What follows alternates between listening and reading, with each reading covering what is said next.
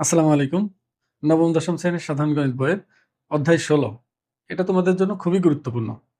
অধ্যায় ১৬ এর পরিমিতির আজকের ক্লাসে আমরা ১৬.২ অনুশীলনী সমাধান করব। আজকে প্রথম পর্ব ১৬.২ এর প্রথম পর্বে আমি চেষ্টা করব ১৬.২ এর যত সূত্র আছে, যে সূত্রগুলো আমাদের অঙ্ক করতে গেলে কাজে লাগবে, বইয়ের অঙ্ক করতে গেলে সবগুলো সূত্র কাজে লাগবে না, কিন্তু সৃজনশীলের মধ্যে বা অঙ্ক যখন পরিবর্তন করে দেয়, তখন করতে গেলে অনেক সময় কিছু সূত্র আছে যেগুলো বইয়ে নাই, বাহিরে থেকে লাগে। আমি সকল সূত্র তোমাদেরকে লিখে দিব, শুধু লিখে না, সূত্রগুলো কিভাবে আসে, এটা কিভাবে সহজে মনে রাখা যায়, সবকিছু নিয়ে আজকে আলোচনা করব। আর এই পর্বে আমি চেষ্টা করব সকল সূত্র তোমাদের বোঝানোর পর উদাহরণের যে অঙ্কগুলো আছে, উদাহরণে বেশ কয়েকটা অঙ্ক আছে, সবগুলো অঙ্ক আমি সমাধান করে দেওয়ার চেষ্টা করব। একটু মনোযোগ সহকারে দেখো, তাহলে খুব সহজে বুঝতে পারবে আশা করা যায়। দেখো ১৬.১ এর মধ্যে আমরা ত্রিভুজ রিলেটেড যা যা ছিল সব শিখে ফেলেছি। দেখো, ত্রিভুজের ক্ষেত্রফল, ত্রিভুজের পরিসীমা, ত্রিভুজের উচ্চতা, বিভিন্ন যে ত্রিভুজের যে জিনিসগুলো ছিল সবগুলো নিয়ে আমরা ১৬.১ এ আলোচনা করেছি এবং এই ধরনের অঙ্ক সমাধান করেছি। আজকে মূলত আমাদের বহুভুজের, দেখো বহুভুজ জিনিসটা কি, দেখো বহুভুজ হলো কমপক্ষে ৩টা বাহু দ্বারা আবদ্ধ যে কোনো চিত্রকে আমরা বহুভুজ বলবো, কমপক্ষে ৩টা। যেমন এখানে ৩টা বাহু দ্বারা আবদ্ধ ক্ষেত্র, তাহলে এটা একটা বহুভুজ ক্ষেত্র হবে। যদি ৪টা বাহু দ্বারা আবদ্ধ হয় তাহলে এটাও একটা বহুভুজ ক্ষেত্র। যদি ৫টা বাহু দ্বারা আবদ্ধ হয় তাহলে এটাও একটা বহুভুজ ক্ষেত্র। মানে বহুভুজ হওয়ার জন্য শর্ত হলো বাহুর সংখ্যা মিনিমাম ৩টা হওয়া লাগবে। তাহলে আমরা বলতে পারি সব থেকে কম বাহু বিশিষ্ট বহুভুজ হলো ত্রিভুজ। অলরেডি ত্রিভুজের কাজ আমাদের শেষ। ত্রিভুজ আমরা ১৬.১ এ শিখে ফেলছি। তাহলে আমাদের কাজ বাকিগুলো নিয়ে এখানে। বাকিগুলো কি? বিশেষ করে চতুর্ভুজ, চতুর্ভুজের যে প্রকারভেদগুলো আছে এগুলো নিয়ে আমাদের কাজ আছে সবচেয়ে বেশি। আর পঞ্চভুজ, ষড়ভুজ, সপ্তভুজ এগুলো নিয়েও কিছু কাজ আছে। আমি সবগুলো সূত্র লিখে দিব এবং বুঝিয়ে দেব। তাহলে চলো আমরা এখন শুরু করি কিভাবে কোন সূত্রগুলো আমাদের লাগবে, এগুলো কিভাবে আসে এবং খুব সহজে কিভাবে মনে রাখা যায় সেগুলো নিয়ে আমরা আলোচনা করব। দেখো, সবার আগে আছে হলো আয়তক্ষেত্র। আমি আয়তক্ষেত্রের সংজ্ঞা এগুলো দিব না, কারণ এগুলো তোমরা সবাই জানো। যদিও ক্ষেত্রফল, পরিসীমা এগুলো তোমরা জানো, তারপর আমি একটু বুঝিয়ে দিব আরকি। দেখো, আয়তক্ষেত্র হওয়ার শর্ত হলো বিপরীত বাহুগুলো সমান এবং প্রত্যেকটা কোণ কি হয়? সমকোণ হয়, আমরা জানি। এই যে এটা একটা আয়তক্ষেত্র। আয়তক্ষেত্রের সম্পূর্ণ দৈর্ঘ্যকে আমরা বলি হলো পরিসীমা। দেখো, এ বি সি ডি, যদি এ থেকে শুরু করে এই বি তে, বি থেকে সি তে, সি থেকে ডি তে এবং ডি থেকে এ তে চলে আসে, আমি সম্পূর্ণ যতটুকু জায়গা অতিক্রম করলাম, এর যে দৈর্ঘ্য এটাকে বলা হয় হচ্ছে পরিসীমা। আর এই আয়তটা যে অংশ দ্বারা আবদ্ধ, মানে যে অংশটাকে আবদ্ধ করছে আরকি, এই আবদ্ধ অংশকে আমরা বলি আয়তক্ষেত্র। আয়তক্ষেত্রের ক্ষেত্রফল আমরা বের করতে পারি। ভিতরের যে ক্ষেত্রফল এটাকে আয়তক্ষেত্রের ক্ষেত্রফল বলা হয়। আবার আয়তের কর্ণ আছে। এই যে পাশাপাশি ২টা শীর্ষবিন্দু ছাড়া যে কোনো ২টা শীর্ষবিন্দু যোগ করলে তাকে কর্ণ বলা হয়। মনে রাখবা। এই যে এটা যদি চতুর্ভুজ হয়ে গেল তো। এটা মনে করো একটা পঞ্চভুজ। হ্যাঁ? পঞ্চভুজ হয়েছে না? হ্যাঁ। তাহলে পাশাপাশি ২টা শীর্ষবিন্দু তো অলরেডি যোগ করাই আছে, আবদ্ধই থাকে। তাহলে এটা পাশাপাশি ২টা বাদে আর আমি যতভাবে যোগ করতে পারি এই সবগুলোকে বলা হয় কর্ণ। তাহলে এটা একটা কর্ণ, এটা একটা কর্ণ, এটা একটা কর্ণ, এটাও একটা কর্ণ। তাহলে বহুভুজের ক্ষেত্রে কর্ণের সংখ্যা বাহুর সংখ্যার উপর নির্ভর করে। এখানে যেহেতু এটা একটা চতুর্ভুজ, তাহলে এখানে ২টা কর্ণ থাকে।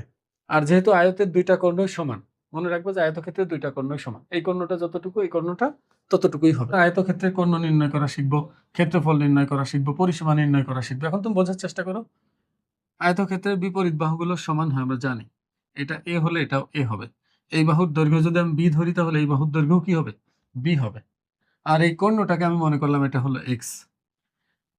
দেখো, আমরা জানি যদি এটা সমকোণ হয়, যেহেতু আয়ত তাহলে তো অবশ্যই সমকোণ। তাহলে এটা গুণ এটা দিলেই এর ক্ষেত্রফল চলে আসে। কেন আসে? দেখো, আয়তক্ষেত্রের একটা কর্ণ এই আয়তক্ষেত্রকে সমান ২টা ত্রিভুজ ক্ষেত্রে ভাগ করে। এই পাশের ক্ষেত্রফল যতটুকু, এই পাশের ক্ষেত্রফল ততটুকু। শুধু আয়তক্ষেত্র না। আর রম্বস, সামান্তরিক, বর্গ এবং আয়তক্ষেত্র সবাই একই বৈশিষ্ট্য পালন করে। তুমি যে কোনো কর্ণ আঁকলে সেটা সমান ক্ষেত্রফল বিশিষ্ট ২টি ত্রিভুজে বিভক্ত করে ফেলে। তাহলে আমি বলতে পারি এই পাশের এই যে এই পার্টটার যে ক্ষেত্রফল সেটা হবে হলো হাফ ইনটু ভূমি গুণ উচ্চতা। তাহলে এই সাইডের ক্ষেত্রফল কি হবে? একই। কারণ আমরা জানি যে এই পাশে যতটুকু থাকবে এই পাশে ততটুকুই থাকবে। তাহলে আমি এক কাজ করি, একে 2 দিয়ে গুণ দিলেই তো পুরাটার ক্ষেত্রফল বের হয়। মানে একটা অংশের ক্ষেত্রফল জানা থাকলে 2টা অংশের ক্ষেত্রফল বের করতে গেলে 2 দিয়ে গুণ করতে হবে। তাহলে 2 দিয়ে গুণ করলে এটা কেটে যেয়ে শুধু AB হবে। তাহলে এটার দৈর্ঘ্য, এটা হলো প্রস্থ। তাহলে আমি বলতে পারি আয়তক্ষেত্রের ক্ষেত্রফল হলো দৈর্ঘ্য গুণ প্রস্থ। এখন যদি আমি বলি যে পরিসীমা কি হবে আয়তক্ষেত্রের পরিসীমা? দেখো, পরিসীমা মানে বাউন্ডারি, এটা মনে রাখবা। সীমানা, সীমানার দৈর্ঘ্য যেটা, এই পুরা বাউন্ডারিটাকে আমরা বলি হলো পরিসীমা। তাহলে তুমি যদি পুরা সবগুলো বাহু যোগ করে দাও, সবগুলো বাহু যদি যোগ করে দাও, তাহলে কি পরিসীমা চলে আসবে? তো এই বাহুর দৈর্ঘ্য কি? A, এটার দৈর্ঘ্য B, আবার এটার দৈর্ঘ্য A, আবার এটার দৈর্ঘ্য B। তাহলে এখানে A কয়টা আসতেছে? 2টা। B কয়টা আসতেছে? 2টা। এখন আমি যদি 2 কমন নেই, তাহলে 2 × A + B। তো এটা হলো আয়তক্ষেত্রের পরিসীমা। খুবই সহজ। দেখো, 2 × দৈর্ঘ্য যোগ প্রস্থ। তুমি যদি 2 × দৈর্ঘ্য যোগ প্রস্থ ভুলে যাও, কোনো সমস্যা নেই। তুমি সবগুলো বাহু যোগ করো, তত পরিসীমা চলে আসবে। 2 লাইন হয়তো বেশি করতে হবে। তাহলে পরিসীমা আমরা পেয়ে গেলাম। এখন যদি আমি বলি কর্ণের কথা, কর্ণটা কিভাবে আসবে? দেখো, এটা একটা সমকোণী ত্রিভুজ। ভালো করে লক্ষ্য করো। এটা একটা সমকোণী ত্রিভুজ, যার এই কোণটা সমকোণ। আর এই কোণটা যদি সমকোণ হয়, তাহলে x অবশ্যই এখানে অতিভুজ হিসাবে দায়িত্ব পালন করবে। দেখো, এই ত্রিভুজের অতিভুজ হলো x। ভূমি যদি আমি A ধরি, তাহলে লম্ব হলো B। কারণ আমরা জানি একটা সমকোণী ত্রিভুজের ভূমি এবং লম্ব যদি জানা থাকে, তাহলে অতিভুজ পিথাগোরাসের উপপাদ্য দিয়ে বের করা সম্ভব। পিথাগোরাসের উপপাদ্যটা ছিল হলো অতিভুজের স্কয়ার সমান ভূমি স্কয়ার প্লাস লম্ব স্কয়ার, অথবা লম্ব স্কয়ার প্লাস ভূমি স্কয়ার। তা আমার তো অতিভুজের স্কয়ার দরকার না, আমার দরকার শুধু অতিভুজ। তাহলে স্কয়ার তুললে আমরা জানি এখানে প্লাস মাইনাস, যে প্লাস মাইনাস √ওভার দিতে হয়, এটা নিয়ম। তা এখন এখানে মাইনাসটা হবে না। কেন হবে না? কারণ এটা একটা দৈর্ঘ্য। আমি যে x এর মানটা বের করতেছি, এটা একটা দৈর্ঘ্য। আর দৈর্ঘ্য কখনোই ঋণাত্মক হয় না, সবসময় ধনাত্মক হয়। তাহলে আমি বলতে পারি এটা আসলে এখানে প্লাস মাইনাস দেওয়ার দরকার নেই, শুধু প্লাস দিলে হবে, শুধু পজিটিভ না নিলেই হবে। তার মানে আমি বলতে পারি এটা হলো কর্ণের দৈর্ঘ্য। তাহলে দেখো, আয়তক্ষেত্রের তুমি যদি সূত্রগুলো ভুলেও যাও, তুমি আয়তক্ষেত্রটা একে সবগুলো সূত্র তুমি বের করে নিতে পারবা। আমি এখানে লিখে দিই, প্রত্যেকটার ক্ষেত্রে আমি সূত্র লিখে দিব, তোমরা নোট করে এক জায়গায় লিখে ফেলবা। আয়তক্ষেত্রের, বা সংক্ষেপে লিখি, আয়তের দৈর্ঘ্য A এবং প্রস্থ B হলে, প্রস্থ B হলে 1 নম্বরে হলো ক্ষেত্রফল। ক্ষেত্রফল হবে হলো দৈর্ঘ্য গুণ প্রস্থ বর্গ একক। আরেকটা জিনিস মনে রাখবা, তুমি জীবনে যারই ক্ষেত্রফল বের করো না কেন, যদি সেটা ক্ষেত্রফল হয়, তাহলে অবশ্যই এককের আগে একটা বর্গ যুক্ত করবা। কেন বর্গ যুক্ত করবা? মনে করো এটা যদি মিটার হয়, এটাও যদি মিটার হয়, মনে করো A মিটার আর B মিটার আমি যদি গুণ করি, A মিটার আর B মিটার আমি মনে করো গুণ করতেছি, তা A আর B গুণ করলে তো AB হবে, আর মিটার মিটার গুণ করলে হয় মিটারের স্কয়ার। আর এটাকেই বাংলায় বলে হলো বর্গ মিটার। মানে মিটার স্কয়ার মানে কি? বর্গ মিটার। স্কয়ার মানে তো বর্গ। তো এখানে আমরা সরাসরি বর্গ একক লিখে দিই। এর মানে হলো এর একক যদি সেন্টিমিটার হয়, এখানে বর্গ সেন্টিমিটার হবে। এর A আর B এর একক যদি কিলোমিটার হয়, এটাও কিলোমিটার, এটাও যদি কিলোমিটার হয়, তাহলে অবশ্যই এখানে বর্গ কিলোমিটার হবে। আরেকটা জিনিস স্পষ্ট করে মনে রাখবা, সেটা হলো আমি যখন এই সূত্রে দৈর্ঘ্য গুণ প্রস্থ ব্যবহার করব, তখন অবশ্যই দুইটা একই এককে থাকা লাগবে। দৈর্ঘ্য যে এককে থাকবে, প্রস্থ সেই এককেই রাখতে হবে, অন্যথায় হবে না। মানে একটা যদি মিটারে থাকে আর একটা যদি সেন্টিমিটারে থাকে, আর তুমি যদি গুণ করে ক্ষেত্রফল বের করো, হবে না। তোমার অবশ্যই 2টাই মিটার অথবা 2টাই সেন্টিমিটারে রূপান্তর করে তারপর করতে হবে, কিন্তু এটা মাথায় রাখবা, এগুলো ছোটখাটো বিষয়গুলো। এখন 2 নম্বরে দেখো, পরিসীমা। আমরা পরিসীমা কি দেখেছি? পরিসীমার মধ্যে A আসে 2 বার, B আসে 2 বার, তাহলে 2 কমন রাখলে 2 দৈর্ঘ্য যোগ প্রস্থ, পরিসীমা হলো এককই হবে। এবার আসলো হচ্ছে কর্ণ। কর্ণ আমরা কি পেয়েছি? কর্ণ পেয়েছিলাম √ওভার দৈর্ঘ্য স্কয়ার প্লাস প্রস্থ স্কয়ার, মানে A square plus B square. এটাও একক হবে, এটাও একক। মানে বিষয়টা বোঝার চেষ্টা করো। তুমি মনে রাখবা, পৃথিবীতে যারই ক্ষেত্রফল বের করতে চাও, সেটার ক্ষেত্রে একক হবে হলো বর্গ। আর যে কোনো কিছুর আয়তন যদি বের করো, তাহলে তার একক হবে হলো ঘন।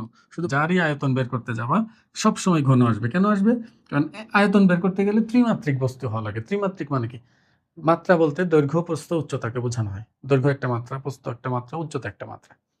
তা আয়তন বের করতে গেলে দৈর্ঘ্য, প্রস্থ, উচ্চতা তিনটাই গুণ করতে হবে। তিনটার মধ্যে যদি একই একক থাকে, মনে করো মিটার গুণ মিটার গুণ মিটার, তাহলে কি হলো? মিটারের কিউব হয়ে যাবে। আর মিটারের কিউব মানেই তো ঘন, এই জন্য ঘন মিটার হয়ে যায়।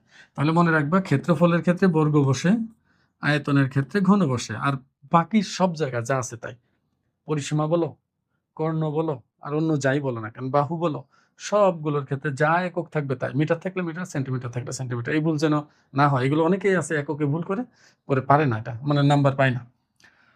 এখন দেখো, আমি যদি আয়তর জায়গায় বর্গ দিয়ে দিই তাহলে কি হবে, সব এর জায়গা বি হয়ে, সব বি এর জায়গা এ হয়ে যাবে। দেখো এটাও এ হয়ে যাবে, এটাও এ, তাহলে এটা হয়ে যাবে এ স্কোয়ার।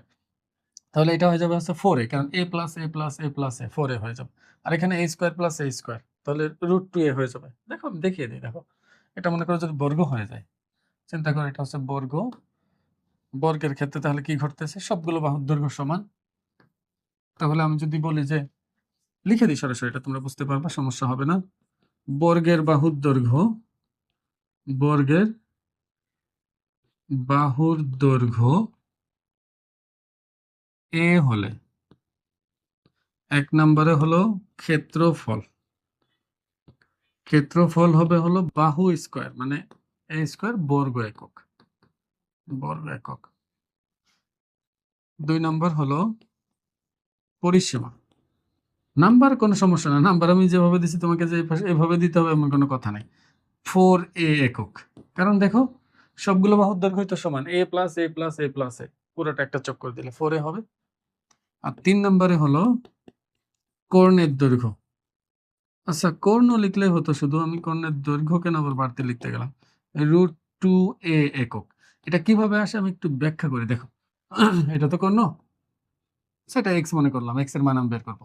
তাহলে পিথাগোরাসের উপপাদ্য অনুসারে এক্স স্কোয়ার সমান হলো ভূমি স্কোয়ার প্লাস লম্ব স্কোয়ার, মানে এ স্কোয়ার প্লাস এ স্কোয়ার। তাহলে আমরা পাচ্ছি এক্স স্কোয়ার সমান হলো 2a স্কোয়ার, দুইটা এ স্কোয়ার। তাহলে শুধু এক্স সমান আসবে হলো √2a স্কোয়ার। দেখো এই স্কোয়ার রুটটা 2 এর উপরে যাবে, এ স্কোয়ারের উপরে যাবে, তাহলে এটার উপরে যদি যাই তাহলে √2 হলো। কিন্তু যখন এ স্কোয়ারের উপরে যাবে তখন স্কোয়ার রুট কেটে শুধু এ হবে, এখানে মডুলাস দেওয়া লাগবে না। কেন লাগবে না? কারণ এ এখানে বাহুর দৈর্ঘ্য, এটা পজিটিভ আমরা জানি। যদি অজানা থাকতো তাহলে মডুলাস দিতে হতো, এখানে মডুলাস দেওয়া লাগবে না, শুধু এ। এটাই পেয়েছে, এই যেটা লিখে দিয়েছি, √2 ইন্টু বাহু, √2 ইন্টু বাহু কর্ণের দৈর্ঘ্য, মনে রাখবা। এবার আসি হলো রম্বস, এটা খুবই প্রয়োজনীয়। রম্বস আছে, এটা দিয়ে রম্বস বানাবো। দেখো এটা মনে করো একটা রম্বস। রম্বসের বৈশিষ্ট্য, রম্বসের প্রধান 2-3টা বৈশিষ্ট্য আছে, তার মধ্যে একটা হলো এর বাহুর দৈর্ঘ্য সমান, প্রতিটা বাহুর দৈর্ঘ্য কি হয়, সমান হয়। আর কর্ণদ্বয় পরস্পরকে সমকোণে সমদ্বিখণ্ডিত করে, এটা খুবই গুরুত্বপূর্ণ বৈশিষ্ট্য। দেখো একটা কর্ণ আর একটা কর্ণ মনে করো,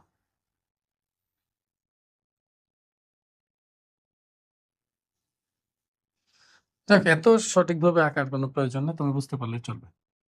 এটা দেখো 90 ডিগ্রি, এটাও 90 ডিগ্রি, এটাও 90 ডিগ্রি, এটাও 90 ডিগ্রি। কারণ ক্লাস 8-এ থাকতে তোমরা এরকম একটা উপপাদ্য প্রমাণ করছিলে, যেটা খুবই গুরুত্বপূর্ণ ছিল। রম্বসের কর্ণদ্বয় পরস্পরকে সমকোণে সমদ্বিখণ্ডিত করে, এটা তো আমরা অলরেডি প্রমাণ করছি। তাহলে আমি বলতে পারি এই পুরা কর্ণটা মানে হলুদ কর্ণটা যদি D1 হয়, তাহলে এই পাশের অংশটা হবে D1 এর অর্ধেক। একটু বড় করে লিখি, না হলে বুঝতে পারবে না।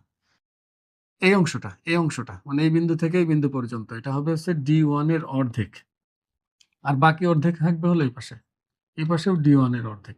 আর এই কর্ণটা যদি D2 হয়, মানে আমি ধরে নিচ্ছি একক, যেমন চাই তুমি ধরতে পারবা, সমস্যা নেই। এটুকু যদি D2 হয় তাহলে এটা হবে D2 এর অর্ধেক, আর এই পাশটাও হবে হচ্ছে তোমার D2 এর অর্ধেক। এবার দেখো যেহেতু এটা সমকোণ, তার মানে এগুলো সবই সমকোণী ত্রিভুজ। এই ছোট্ট ছোট্ট যে অংশগুলো ভাগ হয়েছে এগুলো সবই সমকোণী ত্রিভুজ, মানে এই যে এগুলো সমকোণী ত্রিভুজ। এটা একটা সমকোণী ত্রিভুজ, এটা একটা সমকোণী ত্রিভুজ, এটা একটা সমকোণী ত্রিভুজ। মনে রাখবা রম্বসের কর্ণদ্বয় যেখানে ছেদ করে 4টা ত্রিভুজে যে বিভক্ত হয়, এই প্রতিটা ত্রিভুজের ক্ষেত্রফলই সমান হয়। আর এটাও আমরা জানি এই যে কোনো একটা কর্ণ, মনে করো যে কোনো একটা কর্ণ রম্বসকে 2টা ক্ষেত্রে ভাগ করছে, এই পাশে একটা ত্রিভুজ ক্ষেত্রে আর এই সাইডে আর একটা ত্রিভুজ ক্ষেত্রে। এই ত্রিভুজের ক্ষেত্রফল যতটুকু, এই ত্রিভুজের ক্ষেত্রফল কি ততটুকুই। তাহলে আমি 2 ভাবে এর ক্ষেত্রফল বের করতে পারি, সম্পূর্ণ রম্বসের ক্ষেত্রফল। একটা পদ্ধতি হলো আমি প্রথমে এই ত্রিভুজটাকে বেছে নিই, বলো এই ত্রিভুজের ক্ষেত্রফল যদি আমি বের করতে পারি, এটা তো লম্ব, দেখো এটা কিন্তু লম্ব। আর এটুকু হলো D2/2, মানে এই কর্ণের অর্ধেক আছে এই পাশে। আর এটা হলো পুরা কর্ণ, কোন কর্ণ? D1 কর্ণ, পুরাটা কিন্তু D1। এই পাশে D1/2, এই পাশে D1/2। তাহলে আমি এই যে দাগ দেওয়া অংশের ক্ষেত্রফল যদি বের করতে যাই, তাহলে হবে হলো হাফ ইন্টু ভূমি, ভূমি এখানে D1, আর উচ্চতা হলো D2/2, D2/2। তো এটা একটা ত্রিভুজের ক্ষেত্রফল বের হয়ে গেছে। এখন তো আমার একটা ত্রিভুজের ক্ষেত্রফল দরকার না, আমার পুরা রম্বসের ক্ষেত্রফল দরকার। তাহলে এটাকে দ্বিগুণ করলে পুরাটার ক্ষেত্রফল বের হয়ে যাবে। তাহলে এটাকে আমি দ্বিগুণ করে দেই, তাহলে এটা একটা কাটা। তাহলে সব মিলাই নিচে একটা 2 আছে, যাকে আমরা সুন্দর করে হাফ বলে ডাকি আর কি, হাফ। D1 ইন্টু D2, তার মানে রম্বসের ক্ষেত্রফল হচ্ছে হাফ ইন্টু কর্ণদ্বয়ের গুণফল। তুমি এভাবে চিন্তা করতে পারো যে আমি যদি এই ত্রিভুজের ক্ষেত্রফল বের করতে চাই, এই ত্রিভুজের দেখো এটা সমকোণী ত্রিভুজ, এটা তো অতিভুজ, তাহলে এটা ভূমি হলে এটা লম্ব, অথবা এটা ভূমি হলে এটা লম্ব। তাহলে এই ত্রিভুজের ক্ষেত্রফল হবে হচ্ছে হাফ ইন্টু ভূমি গুণ উচ্চতা, মানে D1/2, আর এখানে হবে D2/2। এখন এটা একটা ত্রিভুজের ক্ষেত্রফল, তাহলে এরকম ত্রিভুজ আছে কয়টা? 4টা। তাহলে একে 4 দ্বিগুণ করতে হবে। এই 2 দুগুণই 4, আর এই 4 কেটে গেল, তাহলে থাকলো হাফ ইন্টু D1/2। এটাই তো আসলো, একই জিনিস না? তাহলে আমরা বলতে পারি রম্বসের ক্ষেত্রফল হচ্ছে হাফ ইন্টু কর্ণদ্বয়ের গুণফল। মনে রাখবা, শুধু বাহু জানা থাকলে কখনোই রম্বসের ক্ষেত্রফল বের করা যায় না, কারণ একই বাহু বিশিষ্ট রম্বসকে তুমি যদি এখানে চাপ দাও, মনে করো বাঁকাই ফেলবা, বাহুর দৈর্ঘ্য চেঞ্জ হবে না, কিন্তু এটা সবগুলোকে বাঁকাইয়া দিবা, দেখবা যে ক্ষেত্রফল কমে যাবে। মানে বাহুর দৈর্ঘ্য একই থাকা অবস্থায় অসংখ্য রকম ক্ষেত্রফল আসতে পারে। এই জন্য আমরা শুধু বাহু দিয়ে ক্ষেত্রফল বের করতে পারবো না, রম্বসের কর্ণ জানা থাকলে ক্ষেত্রফল বের করা যায়। তাহলে আমরা সূত্রগুলো লিখি, দেখো এটাই মেন। আরেকটা জিনিস দেখো, আমি যদি তোমাকে বলি D1 একটা, D2 একটা, দুইটা কর্ণ। এখন বললাম এই তাহলে বাহুর দৈর্ঘ্য কত হবে? দেখো তুমি, বাহুর দৈর্ঘ্য মানে কি? না, তুমি এই ত্রিভুজ নিয়ে শুধু চিন্তা করো, অন্যদিকে তাকানোর দরকার নেই, শুধু এই ত্রিভুজটি নিয়ে চিন্তা করো। এটা তো সমকোণ, এর একটা বাহুর দৈর্ঘ্য একটা কর্ণের অর্ধেক, আর একটা বাহুর দৈর্ঘ্য অপর কর্ণের অর্ধেক। তা একটা কর্ণের অর্ধেক হলো ভূমি, আর একটা কর্ণের অর্ধেক মনে করো লম্ব। আর আমাকে বের করতে বলতেছে অতিভুজ, অতিভুজ, অতিভুজ মানে কিন্তু বাহু। তাহলে আমি এখানে লিখতে পারি যে এটা যেহেতু অতিভুজে, তাহলে অতিভুজের স্কোয়ার সমান হচ্ছে লম্ব স্কোয়ার প্লাস ভূমি স্কোয়ার। লম্ব যদি এটাকে ধরি, তাহলে ভূমি হবে হলো এটা, এটা।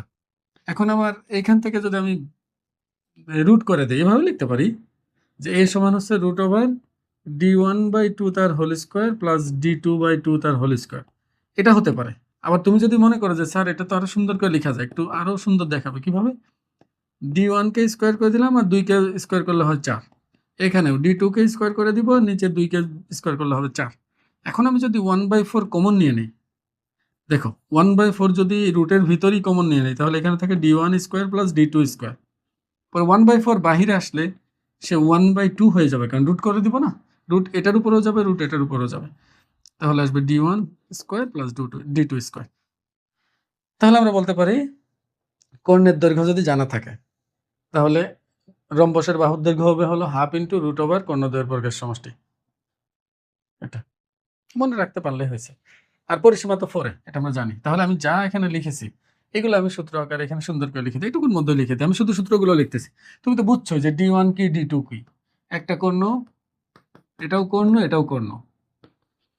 তাহলে আমরা এখানে লিখে দিই, 1 নম্বরে হলো রম্বসের ক্ষেত্রফল, রম্বসের ক্ষেত্রফল সমান হলো half into D1 into D2 বর্গ একক, মানে হাফ ইন্টু কর্ণদ্বয়ের গুণফল আর কি।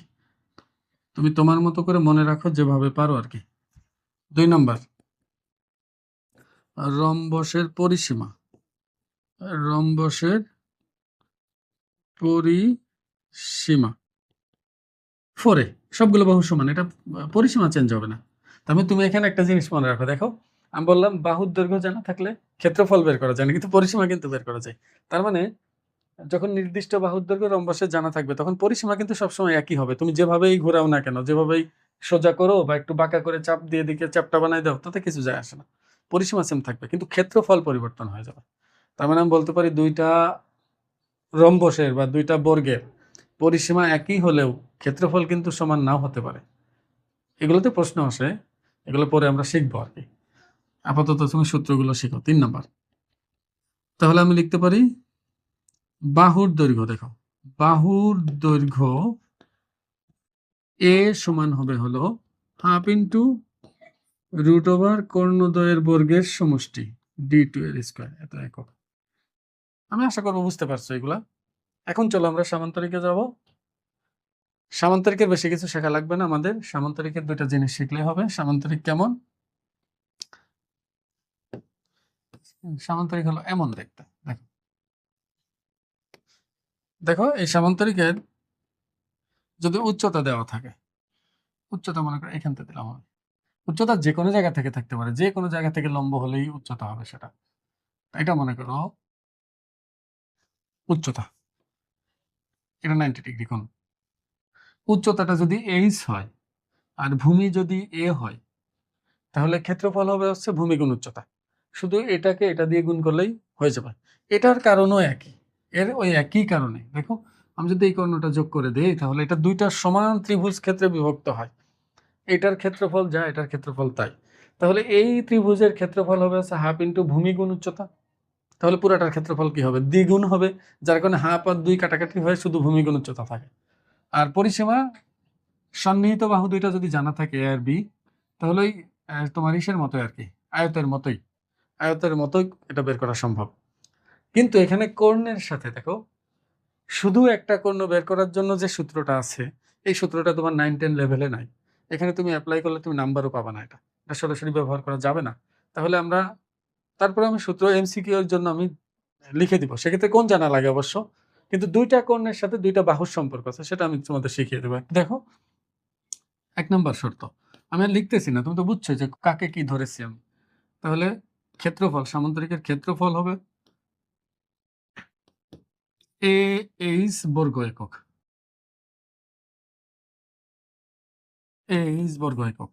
2 নম্বরে হলো পরিসীমা,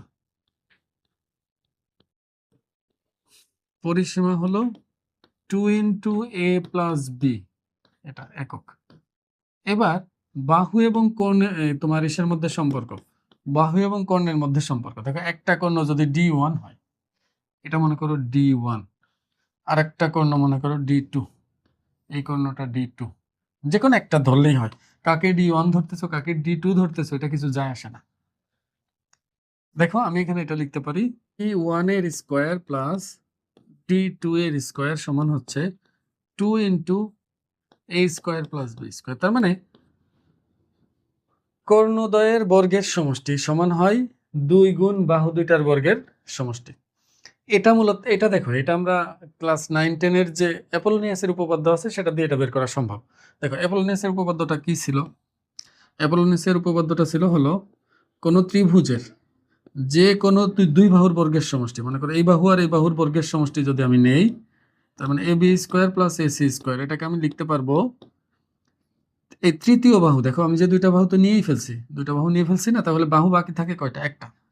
এই বাকি বাহুর অর্ধেকের উপর অঙ্কিত বর্গক্ষেত্র, মানে অর্ধেক যদি আমি ডি যদি মধ্যবিন্দু ধরি বিসি এর, তাহলে বিডি নিতে পারি অর্ধেক, সিডিও নিতে পারি, যে কোনো একটা নিলেই হয়। তাহলে আমি বিডি কে ধরলাম, বিডি এর স্কয়ার যোগ এই বাহুর উপর অঙ্কিত যে মধ্যমাটা আছে, মধ্যমা আমরা জানি যে কোনো শীর্ষ থেকে বিপরীত বাহুর উপর, বিপরীত বাহুর মধ্যবিন্দু পর্যন্ত যে দূরত্ব, এটা মধ্যমা। তাহলে মধ্যমাটা হলো এডি। তো এডি স্কয়ারের দ্বিগুণের সমান আর কি, মানে এটা হবে এটার দ্বিগুণের সমান। এটা বিষয়টা বোঝার চেষ্টা করো। একটা ত্রিভুজের যে কোনো দুই বাহুর বর্গের সমষ্টি তৃতীয় বাহুর অর্ধেকের বর্গ এবং ওই বাহুর উপর অঙ্কিত মধ্যমার বর্গের সমষ্টির দ্বিগুণ, এটা ছিল হচ্ছে অ্যাপোলোনিয়াসের উপপাদ্য। তুমি একটু ভালো করে লক্ষ্য করো তো, আপাতত এটুকুকে ভুলে যাও, এই পাশে কি আছে না আছে এটা তোমার দেখার দরকার নাই। তোমার কি মনে হচ্ছে না যে এই অংশে অ্যাপোলোনিয়াসের উপপাদ্য ব্যবহার করা সম্ভব? সেক্ষেত্রে এ স্কোয়ার প্লাস বি স্কোয়ার, দেখো যে কোনো দুই বাহুর স্কোয়ারের যোগফল আর কি, সমান 2 ইন্টু এই তৃতীয় বাহুর অর্ধেক, এটা যদি D2 হয় তাহলে D2 এর অর্ধেক, এটার স্কোয়ার যোগ, আর এটা যদি D1 হয় পুরাটা, তাহলে এর অর্ধেক হবে D1 এর অর্ধেক, তাহলে D1/2 তার হোল স্কোয়ার। এটা করে আমি এই ত্রিভুজের মধ্যে ব্যবহার করতে পারি এটা। তো এই ত্রিভুজের মধ্যে যেহেতু এটা ব্যবহার করতে পারবো, একই ঘটনা এই ত্রিভুজের মধ্যেও ঘটবে না, এটাই যা ঘটছে একই ঘটনা এটার মধ্যেও ঘটানো সম্ভব, যদিও এখান থেকেই প্রমাণ হয়ে যাবে এটা। এখন দেখো A square plus B square সমান হলো 2 ইন্টু বর্গ করি d2 square divided by 4 d1 square divided by 4। তাহলে A square plus B square সমান হলো এখান থেকে 1/4 যদি আমি কমন নিয়ে নেই তাহলে d1 সুন্দর করে লিখি d1 square plus d2 square থাকে। এটা আগে লিখলাম, এটা পরে লিখলাম। এটা কাটাকাটি করলে এখানে থেকে 2, এই 2টা আমি এই পাশে গুণ করে নিয়ে আসলে 2 ইন্টু এটার সমান এটা হবে, যে এটা চলে আসবে। তো এটার প্রতিপাদন তো তোমার আসবে না। এটা অ্যাপ্লাই করলে অনেক সময় নাম্বার দিতে চায় না। এই ধরনের একটা খুবই গুরুত্বপূর্ণ অঙ্ক আছে বইয়ের মধ্যে, এমসিকিউ তুমি এটা অ্যাপ্লাই করতে পারো। আর স্কুলের পরীক্ষাগুলো, স্কুলে যে পরীক্ষাগুলো হয় টিচার যদি বলে যে এভাবে করতে পারবে তা করবা, কিন্তু বোর্ড পরীক্ষায় কখনো এভাবে করবে না। অনেক সময় কোন স্যারের কাছে খাতা যাবে তার তো কোনো নিশ্চয়তা নেই, তোমাকে নাম্বার যদি কমিয়ে দেয় তাহলে তো সমস্যা। এজন্য বইয়ের উদাহরণের মধ্যে যেভাবে আছে ওইটা আমরা করব, কারণ এটা যেহেতু হায়ার ম্যাথের থেকে আসে সূত্রটা প্রতিপাদন করা। কারণ শুধু জেনারেল ম্যাথের যেখানে অনেক টিচার আছে, যে অনেক স্কুল আছে যেখানে সায়েন্স নাই, কমার্স এবং আর্টস আছে, সেখানে যদি বাই চান্স খাতা যায় ওই টিচারের কাছে, সাধারণ গণিতের খাতা, তখন তোমাকে নাম্বার নাও দিতে পারে। এই জন্য এটা করবে না এভাবে। এবার দেখো ট্রাপিজিয়াম। ট্রাপিজিয়াম কি? ট্রাপিজিয়াম হলো যে চতুর্ভুজের এক জোড়া বাহু সমান্তরাল। এই যে এটা একটা ট্রাপিজিয়াম, মনে করো এটা যদি এ, এটা বি, এটা সি, এটা ডি হয়, তাহলে আমি বলতে পারি এবিসিডি ট্রাপিজিয়ামের এবি এবং ডিসি বাহু দুইটা সমান্তরাল, এক জোড়া বাহু সমান্তরাল তো অবশ্যই থাকতে হবে। আর এদের যে মধ্যবর্তী দূরত্ব মানেই লম্ব, এটা তোমাকে ইয়ে করতে হবে, মনে রাখতে হবে। দূরত্ব মানেই লম্ব আঁকতে হবে, এর কোনো ব্যতিক্রম নাই। তো এটা মনে করো লম্ব বা দূরত্ব, আমরা এটাকে যদি এইচ বলি, তাহলে এই ট্রাপিজিয়ামের ক্ষেত্রফল হবে হলো সমান্তরাল বাহু দুটাকে আমি যদি ধরে নিই, দেখো আমি মনে করলাম এই সমান্তরাল বাহুটার দৈর্ঘ্য হলো এ আর এই সমান্তরাল বাহুটার দৈর্ঘ্য হলো বি, মানে এই দুটা পরস্পর সমান্তরাল আর এটা হলো উচ্চতা। তাহলে এই ট্রাপিজিয়ামের ক্ষেত্রফল হবে হলো হাফ ইন্টু সমান্তরাল বাহু দুইটার যোগফল, তার মানে এ প্লাস বি ব্র্যাকেটে গুণ এদের মধ্যবর্তী দূরত্ব এত বর্গ একক। এটা হলো এই ট্রাপিজিয়ামের ক্ষেত্রফল। দেখো এটা অনেকেই ভাবেই পড়ে সমান্তরাল বাহুদের গড় গুণ উচ্চতা। গড় কেন? বাহু তো দুইটাই আছে সমান্তরাল, এই দুটা যোগ করে 2 দিয়ে ভাগ দিলে তো গড়ই হয়। সমান্তরাল বাহুদের গড় গুণ উচ্চতা এটা বলা হয়। এটা কিভাবে আসে পরে বুঝাচ্ছি কিভাবে আসে। আর ট্রাপিজিয়ামের আর আমাদের অন্য কিছু লাগবে না। দেখো ট্রাপিজিয়ামের কর্ণ দুইটা কেমন হবে বাহুর সাথে সম্পর্ক সরাসরি তুমি পাবা না, এটা তোমাকে ক্যালকুলেশন করে বের করতে হবে যদি আরো অনেক তথ্য দেওয়া থাকে। বা পরিসীমা, ট্রাপিজিয়ামের পরিসীমা কি হবে? সবগুলো বাহুর যোগফল, সবগুলো বাহু যোগ করলে তুমি ট্রাপিজিয়ামের পরিসীমা পাবে। এজন্য আমরা এটা ট্রাপিজিয়ামের শুধুমাত্র ক্ষেত্রফলের সূত্রটা জানলেই তোমার চলবে। ক্ষেত্রফলটা কিভাবে আসে আমি একটু বুঝাই দিই, দেখো এদিকে খেয়াল করো। এখানে যদি আমি এসি যোগ করে দিই, দেখো একটু এসি যোগ করার পর যে কোনো শীর্ষ থেকে, দেখো আমি যদি এই শীর্ষ থেকে এটার উপর একটা লম্ব টানি, তো এই যে লম্বটা আর এই লম্বটা কিন্তু সমান হবে, এই সমান হবে। আবার যদি মনে করি যে এটাকে এই ত্রিভুজ, তো এই ত্রিভুজের ক্ষেত্রে আমি এটাকে একটু বর্ধিত করে এখান থেকে এটার উপর কিন্তু লম্ব টানতে পারি। দেখো খেয়াল করে, তাহলে এটাও লম্ব, মনে করো এটাও লম্ব। তো এই ত্রিভুজটির ক্ষেত্রফল, এটা এইচ হলে এটাও এইচ, আবার এটাও এইচ। তুমি নর্মালি চিন্তা করো এই ত্রিভুজের ক্ষেত্রফল হবে হলো হাফ গুণ ভূমি গুণ উচ্চতা যোগ, আর এই ত্রিভুজের ক্ষেত্রফল মানে এইটার ক্ষেত্রফল, এই অংশের ক্ষেত্রফল। দেখো এই অংশের ক্ষেত্রফল আমি যদি এটাকে ভূমি ধরি, তাহলে এই শীর্ষ থেকে এই ভূমির বর্ধিত অংশের উপর অঙ্কিত লম্বের দৈর্ঘ্য হবে উচ্চতা। তাহলে ভূমি হলো বি, উচ্চতা হলো এইচ এই ত্রিভুজের। তাহলে হাফ ইন্টু ভূমি গুণ উচ্চতা। তাহলে এবার তুমি যদি হাফ ইন্টু এইচ কমন নাও, হাফটাকে বামে রাখলাম আর এইচটাকে ডানে রাখলাম, কমন রাখলেই হয়েছে। এটা দিয়ে এভাবে লিখেছি, এই জন্য আমি এভাবে বানাইলাম। কারণ দুইটা কমন ছিল, এইচ কমন রেখেছি, হাফও কমন ছিল, কমন রেখেছি। তাহলে এটাই ক্ষেত্রফল। এত ক্ষেত্রফল বের হয়ে গেল, মানে আমরা এইভাবে ক্ষেত্রফল বের করতে পারবো। আমি আশা করবো তুমি বুঝতে পারছো যে ট্রাপিজিয়ামের ক্ষেত্রফলটা কিভাবে আসে। আমি এত কথা বলতেছি কেন? কারণ তুমি সূত্র মুখস্থ রাখতে চাইলে অবশ্যই তোমাকে কৌশলে রাখতে হবে, এগুলো কিভাবে আসছে এটা তোমাকে জানতে হবে, অন্যথায় মনে রাখতে কষ্ট হয়ে যাবে। আর যখন তুমি বুঝতে পারবে তখন তুমি নিজে বের করে নিতে পারবে। দেখো বহুভুজ কি সেটা আমি প্রথমেই বলেছি। বহুভুজ মানে হলো কমপক্ষে মিনিমাম তোমার হলো 3টা বাহু থাকতে হবে কোনো ক্ষেত্রের, তাহলে সেটা বহুভুজ হবে। 3 বাহু বিশিষ্ট ত্রিভুজ এক প্রকার বহুভুজ, চতুর্ভুজ এক রকম বহুভুজ, পঞ্চভুজ এক রকম বহুভুজ। বহুভুজ থেকে কিছু প্রশ্ন আসে। বহুভুজ থেকে দেখো এখানে তো এটা না, আমি লিখে দিই তোমাকে। দেখো, মনে করি ত্রিভুজ হলো সব থেকে কম বাহু বিশিষ্ট বহুভুজ, চতুর্ভুজ হলো দ্বিতীয় বহুভুজ, মানে বড় দিক দিয়ে ছোটটার পরই এটা। যদি 5টা বাহু থাকে তাহলে এটা একটা পঞ্চভুজ, এটাও একটা বহুভুজ হবে। যদি বাহুর সংখ্যা 6টা থাকে তাহলে এটা একটা ষড়ভুজ, এখান থেকে বাহুর সংখ্যা 6টা। এখানে বহুভুজের মধ্যে আমাদের সুষম বহুভুজ নিয়ে বেশি কাজ। আর একটা জিনিস আমাদের কাজে লাগবে, সেটা হলো এই ত্রিভুজের 3 কোণের সমষ্টি কত। দেখো, ত্রিভুজের 3 কোণের সমষ্টি হলো 180 ডিগ্রি, এটা আমরা জানি। বাহু কয়টা বলতো ত্রিভুজের মধ্যে? বাহু কয়টা? 3টা। তাহলে আমি 3 বিয়োগ 2 গুণ 180 দিতে পারি। এটা কেন দিছি একটু পরেই বুঝতে পারবা। এখন দেখো, চতুর্ভুজ, চতুর্ভুজের আমি যে কোনো একটা কোণ যদি যোগ করি তাহলে এখানে 2টা ত্রিভুজ ক্ষেত্রে বিভক্ত হয়ে গেল। আর 2টা ত্রিভুজ ক্ষেত্রের প্রত্যেকটার 3 কোণের সমষ্টি কত? 180 ডিগ্রি। তাহলে কয়টা ত্রিভুজ হয়েছে? 2টা। তাহলে 2 গুণ 180 বলতে পারি। তাই 2 গুণ না বলে আমি 4 বাহু আছে, 4 থেকে 2 বিয়োগ করে 180 বলি। মানে বোঝা যাচ্ছে যতগুলো বাহু থাকবে তার থেকে 2 বাদ দিয়ে যা থাকে তত গুণ 180 হবে। এখানে কয়টা ত্রিভুজ ক্ষেত্রে ভাগ করা সম্ভব? 1টা, 2টা, 3টা, 3টা ত্রিভুজ ক্ষেত্রে। তাহলে এখানে 3 গুণ 180 হবে, কিন্তু ছিল বাহুর সংখ্যা 5টা। তাহলে 5 থেকে আমি যদি 2 বাদ দিই, তার সাথে 180 গুণ করলেই আমি পেয়ে যাবো এটা।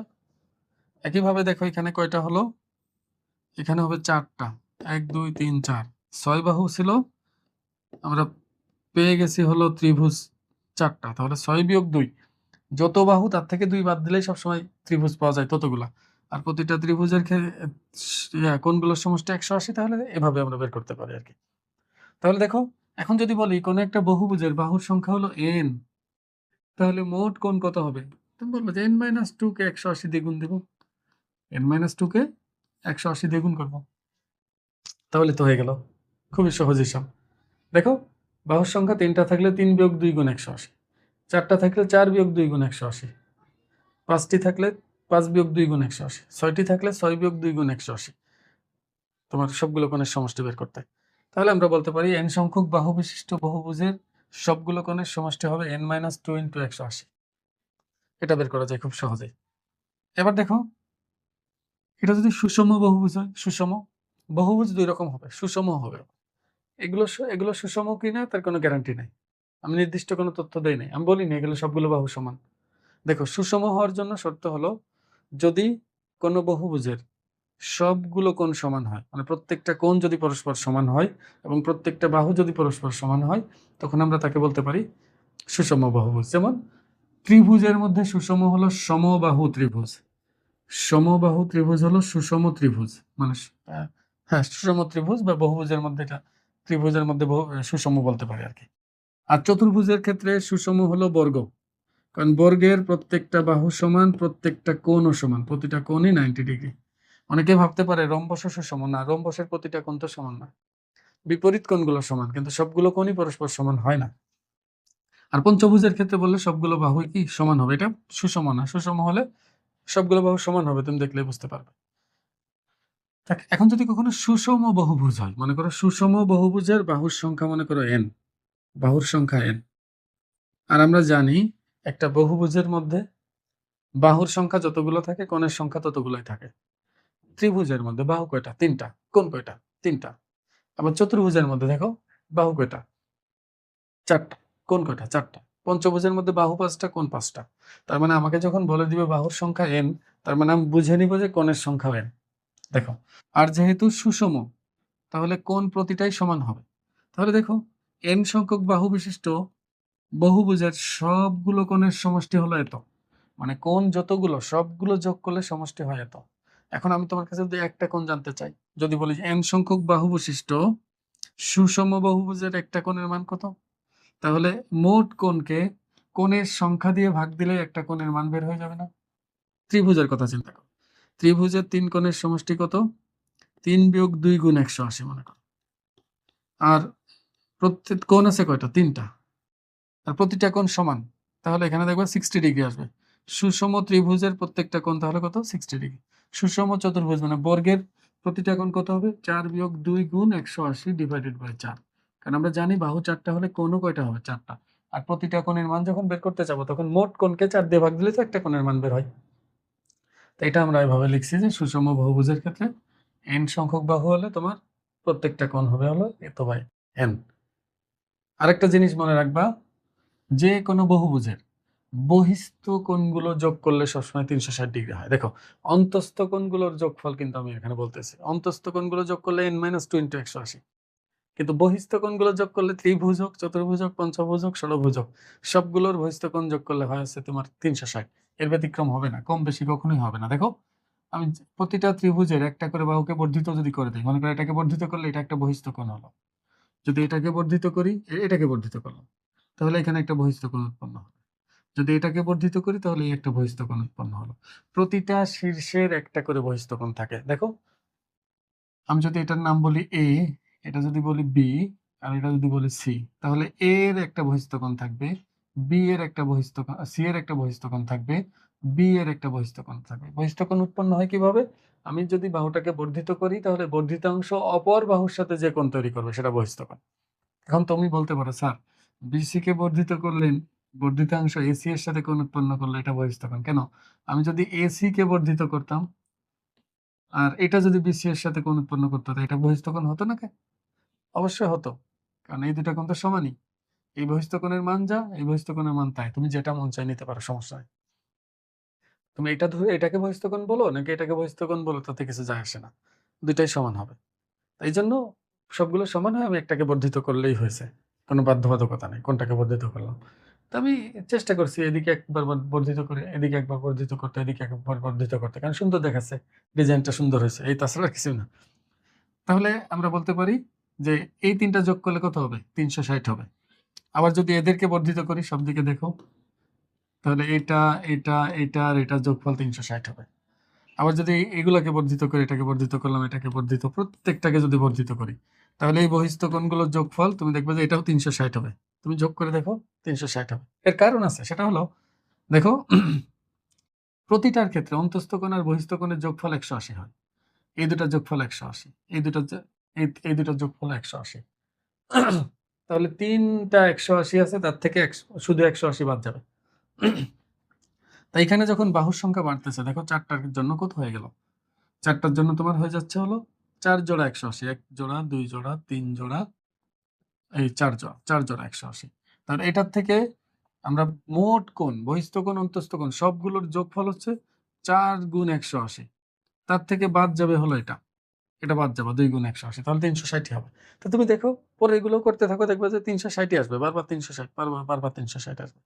এখন তুমি বুঝলে বা না বুঝলে এতে কিছু যায় আসে না, তুমি শুধু মনে রাখতে পারলেই হবে। n সংখ্যক বাহু বিশিষ্ট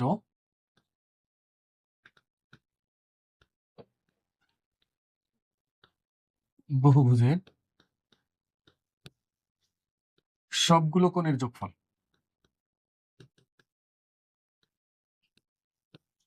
সমষ্টি n-2 × 180। n সংখ্যক বাহু বিশিষ্ট বহুভুজের, আচ্ছা n সংখ্যক না বলে যে কোনো সংখ্যক লিখি, যে কোনো সংখ্যক বাহু বিশিষ্ট বহুভুজের বহিস্থ কোণগুলোর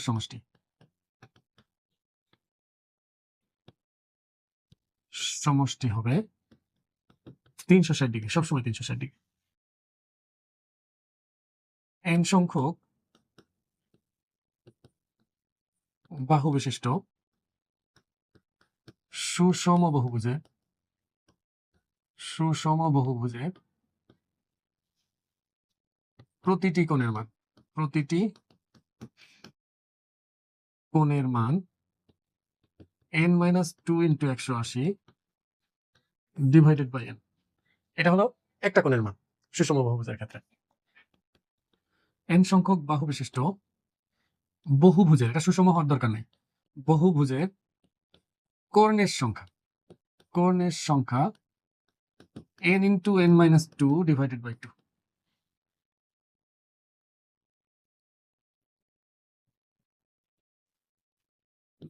কোণের সংখ্যা হবে হচ্ছে n into n minus 3 divided by 2। এটা এতটি। যদি বাহুর সংখ্যা n হয় তাহলে কোণের সংখ্যা হবে n into n minus 3 by 2। যদি 5টা বাহু হয় তাহলে 5 minus 5 5 into 5 minus 3 divided by 2। যদি 10টা বাহু হয় তাহলে 10 ইন্টু 10 মাইনাস 3 ডিভাইডেড বাই 2। এভাবে করে আমরা যে কোনো কোণের সংখ্যা বের করতে পারবো এই সূত্র দিয়ে। এটা যদিও এমসিকিউ এর মধ্যে শুধু কাজে লাগবে, এটা শুধুমাত্র এমসিকিউ তে কাজে লাগবে, এখানে তো অঙ্ক আসে না। কিন্তু পরবর্তীতে তোমরা যদি চাও এটা কিভাবে আসে সেটার ব্যাখ্যা আমি দিতে পারবো। এটা আমার ফেসবুক পেজে একটা ভিডিও অলরেডি দেওয়া ছিল যে কোণের সংখ্যা কিভাবে আসে। এটা খুব সহজ, মজার একটা জিনিস, মজায় শেখা যায় এটা। তোমরা যদি চাও কমেন্ট বক্সে জানালে আমি এটা শিখিয়ে দিব তোমাদের। আরেকটা জিনিস, আরেকটা সূত্র আছে, যদি সুষম বহুভুজের বাহুর দৈর্ঘ্য, আচ্ছা বাহুর সংখ্যা n আর বাহুর দৈর্ঘ্য যদি হয়, বাহুর সংখ্যা n এবং বাহুর দৈর্ঘ্য a হলে ক্ষেত্রফল হয় হলো na square divided by 4 into cot 180 degree divided by n। এটা হলো ক্ষেত্রফল। এটা অবশ্যই বর্গ একক হবে, ক্ষেত্রফল মানেই বর্গ একক হবে সব জায়গায়। মানে একক তো প্রশ্নে যা দেওয়া থাকবে সেটা লিখবা, সামনে একটা বর্গ যুক্ত করবা আর কি। এটা কিভাবে আসে এটাও খুব সহজে নির্ণয় করা যায়। দেখো আমি বেশি বাহু দিব না, কারণ আমার এখানে আঁকতে গেলে কষ্ট হবে। এটা মনে করো কয়টা বাহু হলো এখানে, ধরে নাও সবগুলো সমান, কারণ সুষম হতে হলে তো আমাকে সবগুলো সমান নিতে হবে, সমান না নিলে সুষমতা হবে না। তো এটার বৈশিষ্ট্য কি জানো, আমি যদি এই কোণগুলো যোগ করি, এগুলো যদি বিপরীত পাশের এগুলো যোগ করে দেই, তাহলে প্রতিটা ত্রিভুজের ক্ষেত্রফল এখানে সমান হয়, প্রত্যেকটা ত্রিভুজের ক্ষেত্রফল সমান হয়। ধরে নাও প্রতিটা বাহুর দৈর্ঘ্য মনে করো a, এই বাহুর দৈর্ঘ্য a আর বাহুর সংখ্যা হলো n, মানে বাহুর দৈর্ঘ্য মনে করো a আর বাহুর সংখ্যা মনে করো n সংখ্যক। তার মানে n সংখ্যক বাহু হলে এখানে কোণও হবে n সংখ্যক। তাহলে দেখো আমি যদি যে কোনো একটা ত্রিভুজের ক্ষেত্রফল বের করতে পারি, আর তাকে যদি বা যতগুলো ত্রিভুজ তত দিয়ে গুণ করতে পারি, তাহলে ক্ষেত্রফল চলে আসবে পুরোটা। আমি ধরেই নিলাম এখানে প্রত্যেকটা বাহুর দৈর্ঘ্য a, মানে এটা a হবে। আর এখানে বাহুর সংখ্যা আছে n, মনে রাখবে বাহুর সংখ্যা n মানে কি, এখানে যতগুলো বাহু ততগুলো ত্রিভুজ ক্ষেত্র হবে, এরকম ততগুলো কোণ হবে। তাহলে আমি বলতে পারি যে এখানে সবগুলো কোণের যোগফল হচ্ছে n মাইনাস 2 ইন্টু 180। আর তাহলে প্রত্যেকটা কোণ কত হবে, n দিয়ে ভাগ, এই যে সূত্র। এটা হলো এই একটা কোণের মান, একটা কোণের মান হলো যে এটা। কিন্তু দেখো আমি যদি এই ত্রিভুজ নিয়ে চিন্তা করি, এই ত্রিভুজের এই পাশের কোণটা কি পুরা কোণটার অর্ধেক না? দেখো এই বহুভুজের প্রতিটা কোণের মান এটা, মানে এই কোণের মানও এটা, এই কোণের মানও এটা, এই কোণের মানও এটা, প্রতিটা কোণের মানও এটা। কিন্তু আমার তো দরকার এই থিটা, যে পাশে যেটা আছে সেটা, এটা। তা এটা হবে কি এর অর্ধেক, এই পুরাটার অর্ধেক। তাহলে আমি বলতে পারি থিটা হবে হলো 1/2 into n minus 2 into 180 divided by n। 2 এর সাথে 180 কাটাকাটি করলে থাকে হলো তাহলে তোমার n ইন্টু 180, স্যার দিব না, এইভাবে রেখে দিই, লিখবো না আপাতত, n মাইনাস 2 ইন্টু 180 পরে লিখবো, এটা গুণ করবো ডিভাইডেড বাই n, এটা থাকলো। তাহলে দেখো একটা কোণ পেয়ে গেছি। এখন আমার তো দরকার উচ্চতা। দেখো ক্ষেত্রফল বের করতে গেলে হাফ ইন্টু ভূমি গুণ উচ্চতা লাগে। আমি একটু আলাদা করে লিখি, মনে করো এই ছোট্ট ত্রিভুজটাকে আমি বড় করে নিলাম, এটাকে আমরা পেয়ে গেছি থিটা, থিটা এর মান হলো এই যে এটা, এই জিনিসটা। আর এটা হলো এ। এখন আমরা জানি এই বাহু এই বাহু সমান, যেহেতু এগুলো সব বাহু সমান হয়, সব সমান হয়, দূরত্ব কৌণিক দূরত্ব বলা হয় এটাকে, এই কেন্দ্র থেকে কৌণিক বিন্দুর দূরত্ব বলে এটাকে। তা এখান থেকে যদি আমি লম্ব টানি, আমরা জানি সমদ্বিবাহু ত্রিভুজ কি হয়, এটা একদম মধ্যবিন্দুতে, ভূমির মধ্যবিন্দুতে ছেদ করবে এবং সেটা সমকোণ হবে। তো এখানে যদি আমি এভাবে চিন্তা করি যে এটা যদি এই বিন্দুর থেকে এইটুকু হবে a/2, মানে a/2, এই পাশটাও a/2। আমি চাচ্ছি কি, আমার দরকার হলো উচ্চতা, এইচ এর মানটা বের করা। এইচ এর মান যদি বের করতে পারি তাহলে ক্ষেত্রফল বের করতে পারবো, হাফ ইন্টু ভূমি গুণ উচ্চতা দিয়ে। তারপর n সংখ্যক ত্রিভুজ থাকবে এখানে, যেহেতু বাহুর সংখ্যা n ধরছি, তাহলে এরকম ত্রিভুজ থাকবে n সংখ্যক, n দিয়ে গুণ করলে হয়ে যাবে। তো এখন বলো তো কোনটা জানা, ভূমি জানা, লম্ব বের করতে হবে। ভূমি আর লম্ব কার মধ্যে আছে, ট্যান এর মধ্যে। তাহলে আমি লিখতে পারি না ট্যান থিটা সমান হলো লম্ব ডিভাইডেড বাই ভূমি, মানে এইচ ডিভাইডেড বাই a/2। ভূমি হবে a/2, মানে পুরাটার অর্ধেক এ পাশে আছে। তুমি এই পাশ নিয়েও চিন্তা করতে পারো, সমস্যা নাই। বা ট্যান থিটা, দেখো ট্যান থিটাটা একটু লক্ষ্য করো ভালো করে। এখানে আমি যদি গুণ করি 180 গুণ n, দেখো এখানে আমি ক্যালকুলেশনটা করে নিই, 180 গুণ n minus 360 degree divided by N. N আমি ইচ্ছা করলে দুইটার নিচেই লিখতে পারি, এটা তোমরা জানো। যখন পুরাটা নিচে এন আছে তখন আলাদা আলাদা করে লেখা যায়, তাহলে এটা কাটা যাবে। তাহলে এখানে আমরা পাচ্ছি হলো 180 মাইনাস 360 বাই এন। তা এখানে ট্যান, আমি এখানে 180 কে 180 দিয়ে কেটে রেখে দিয়েছি, এটা তো 90 হবে। কি করছে এটা? যাই হোক, এটা 90 ডিগ্রি হবে, তখন এটা চেঞ্জ করে দিলাম। এখন দেখো সব পরিবর্তন হবে, সব কি হবে? এটা ছিল হলো 90, তাই না? তাহলে 90n আর এখানে 9 দুগুণে 18, 180। তো এখানে 90 বিয়োগ 180 বাই এন, তাহলে থিটা এর এখানে আসতেছে 90 degree minus 180 divided by n, এটা। আর ডান পাশেরটা দেখো, ডান পাশে ছিল হলো h divided by a by 2।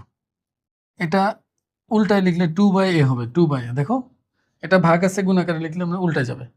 আমরা জানি 90 মাইনাস থিটা মানে হলো কট থিটা, tan 90 মাইনাস থিটা মানে কট থিটা, এটা কিন্তু সূত্র। আমি আর এখানে প্রতিপাদন দেখাবো না, কারণ এটা আমার দরকার নেই। থিটার জায়গা আছে হলো 180 ডিভাইডেড বাই এন, আর এটাকে এই পাশে নিয়ে আসি।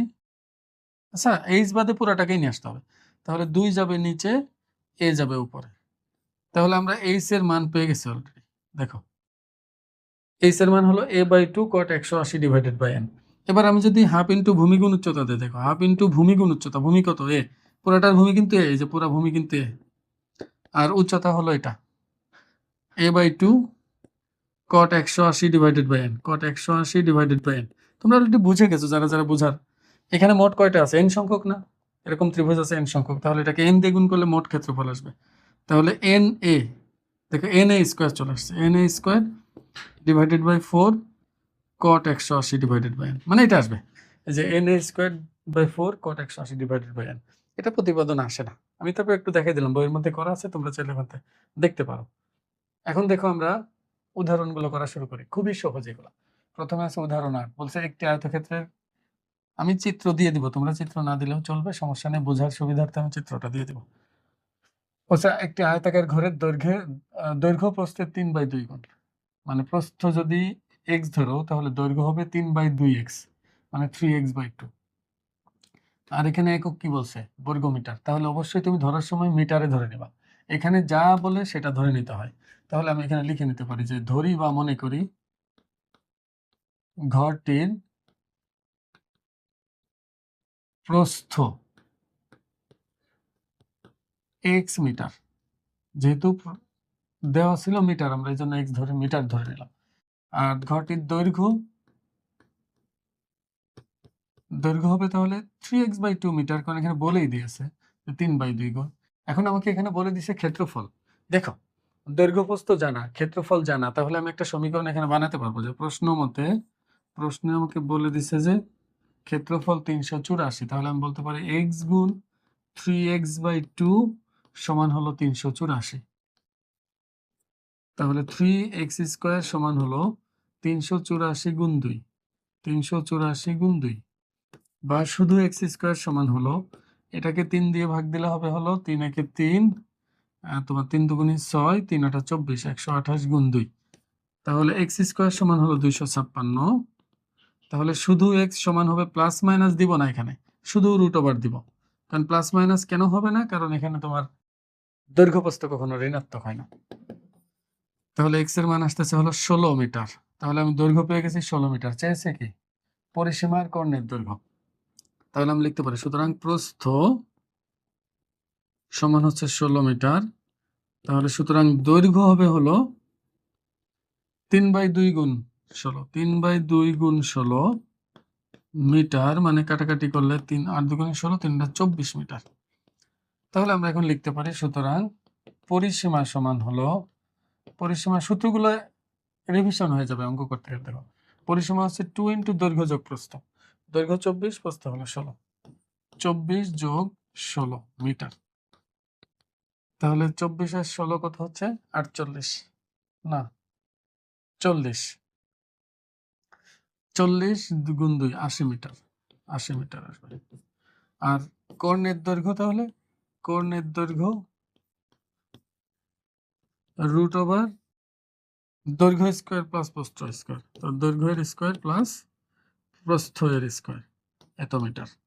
এখন তোমরা কষ্ট করে এটা কত হয় তোমরা নিজেরা বসাবে, আমি শুধু নিয়মগুলো বোঝানোর দরকার বুঝাই দিচ্ছি, অঙ্ক তোমরা হিসাব করবে। 9 নম্বর বলছে যে একটা আয়তক্ষেত্রের ক্ষেত্রফল 200 বর্গমিটার, যদি এর দৈর্ঘ্য 10 মিটার কম হতো তাহলে এটা একটি বর্গক্ষেত্র হতো।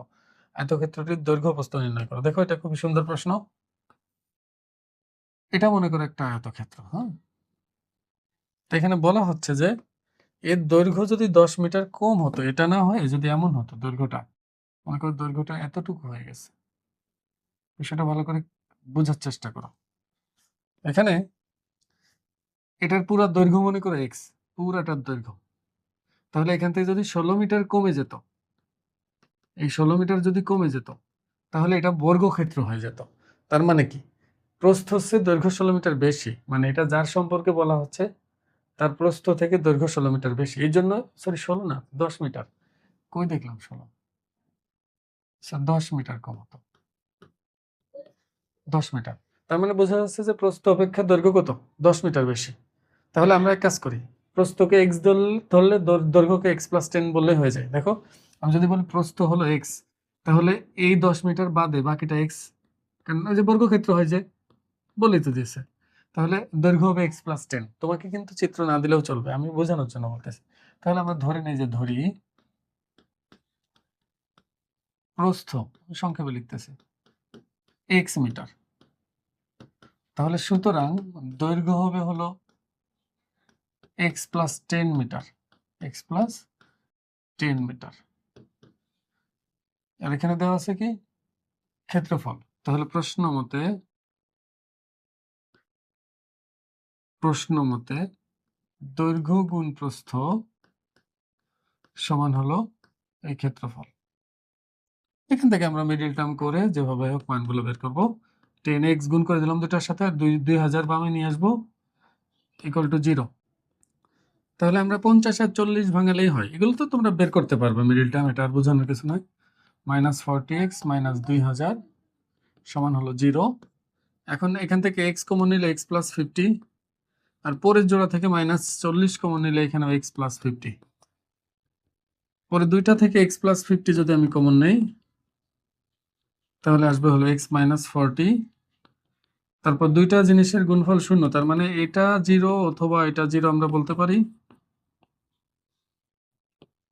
x minus 40 equal to 0।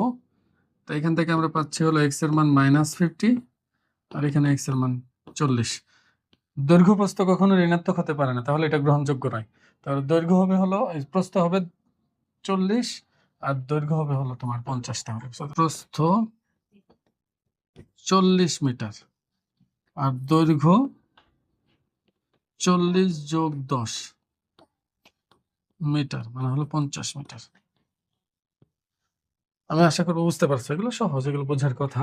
এখন দেখো 10 নম্বর, দেখো বলছে বর্গাকার একটা মাঠের ভিতরের চারদিকে 4 মিটার চওড়া একটি রাস্তা আছে, যদি রাস্তার ক্ষেত্রফল 1 হেক্টর হয় তবে রাস্তা বাদে মাঠের ভিতরের ক্ষেত্রফল কত।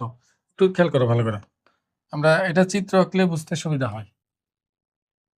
কি বর্গাকার, হ্যাঁ বর্গাকার মাঠ, তাহলে এটা মনে করো একটা বর্গাকার মাঠ, এটার ভিতরের চারদিকে বলছে, ভিতরের চারদিকে 4 মিটার চওড়া রাস্তা আছে, তাহলে আমরা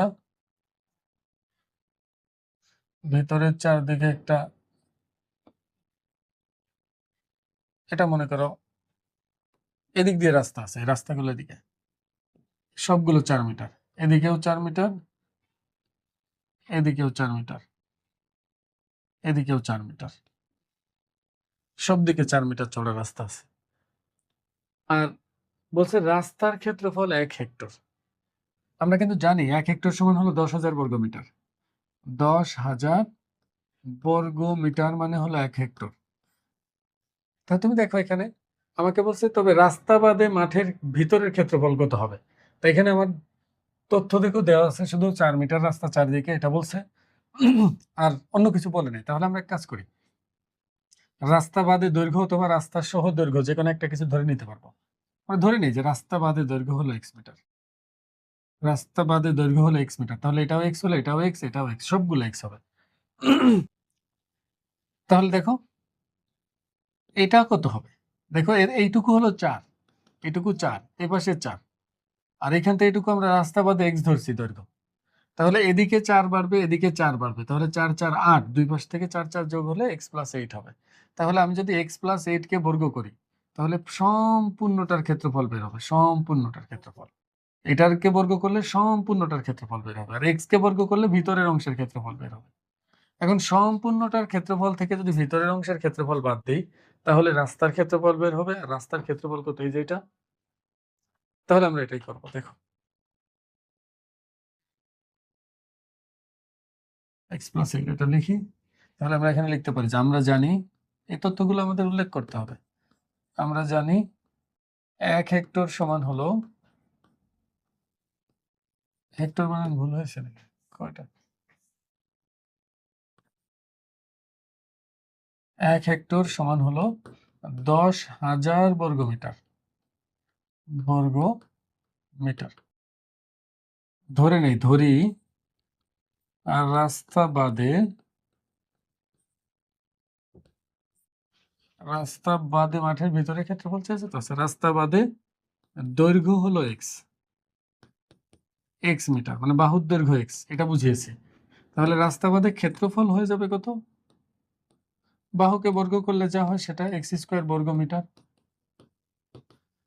এবার রাস্তা সহ তাহলে দৈর্ঘ্য কত হবে দেখো, রাস্তা সহ দৈর্ঘ্য, দেখো এইটুকু ছিল এক্স, বারবার বলতেছি দেখো, তুমি এখান থেকে পুরো যেদিক দিয়ে যাও পুরোটা হলো তোমার এই যে এক্স, এক্স প্লাস এক্স কেন, এক্স প্লাস এইটই না দেখলাম, আচ্ছা এক্স প্লাস এইট, আমি যে এইটুকুকে এক্স ধরছি।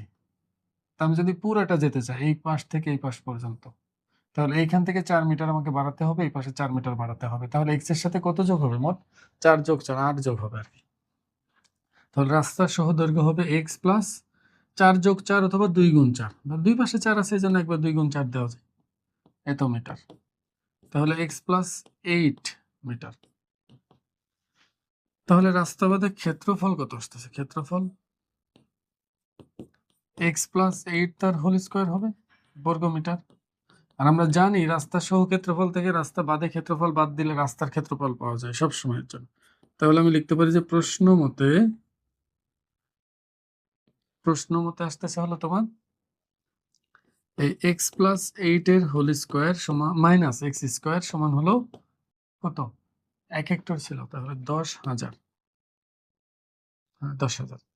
এখন আমি যদি এটাকে বর্গ করি, A square plus 2ab plus B square, A plus B whole স্কোয়ারের সূত্র হচ্ছে এখানে, আর মাইনাস এক্স স্কোয়ার সমান হলো 10,000।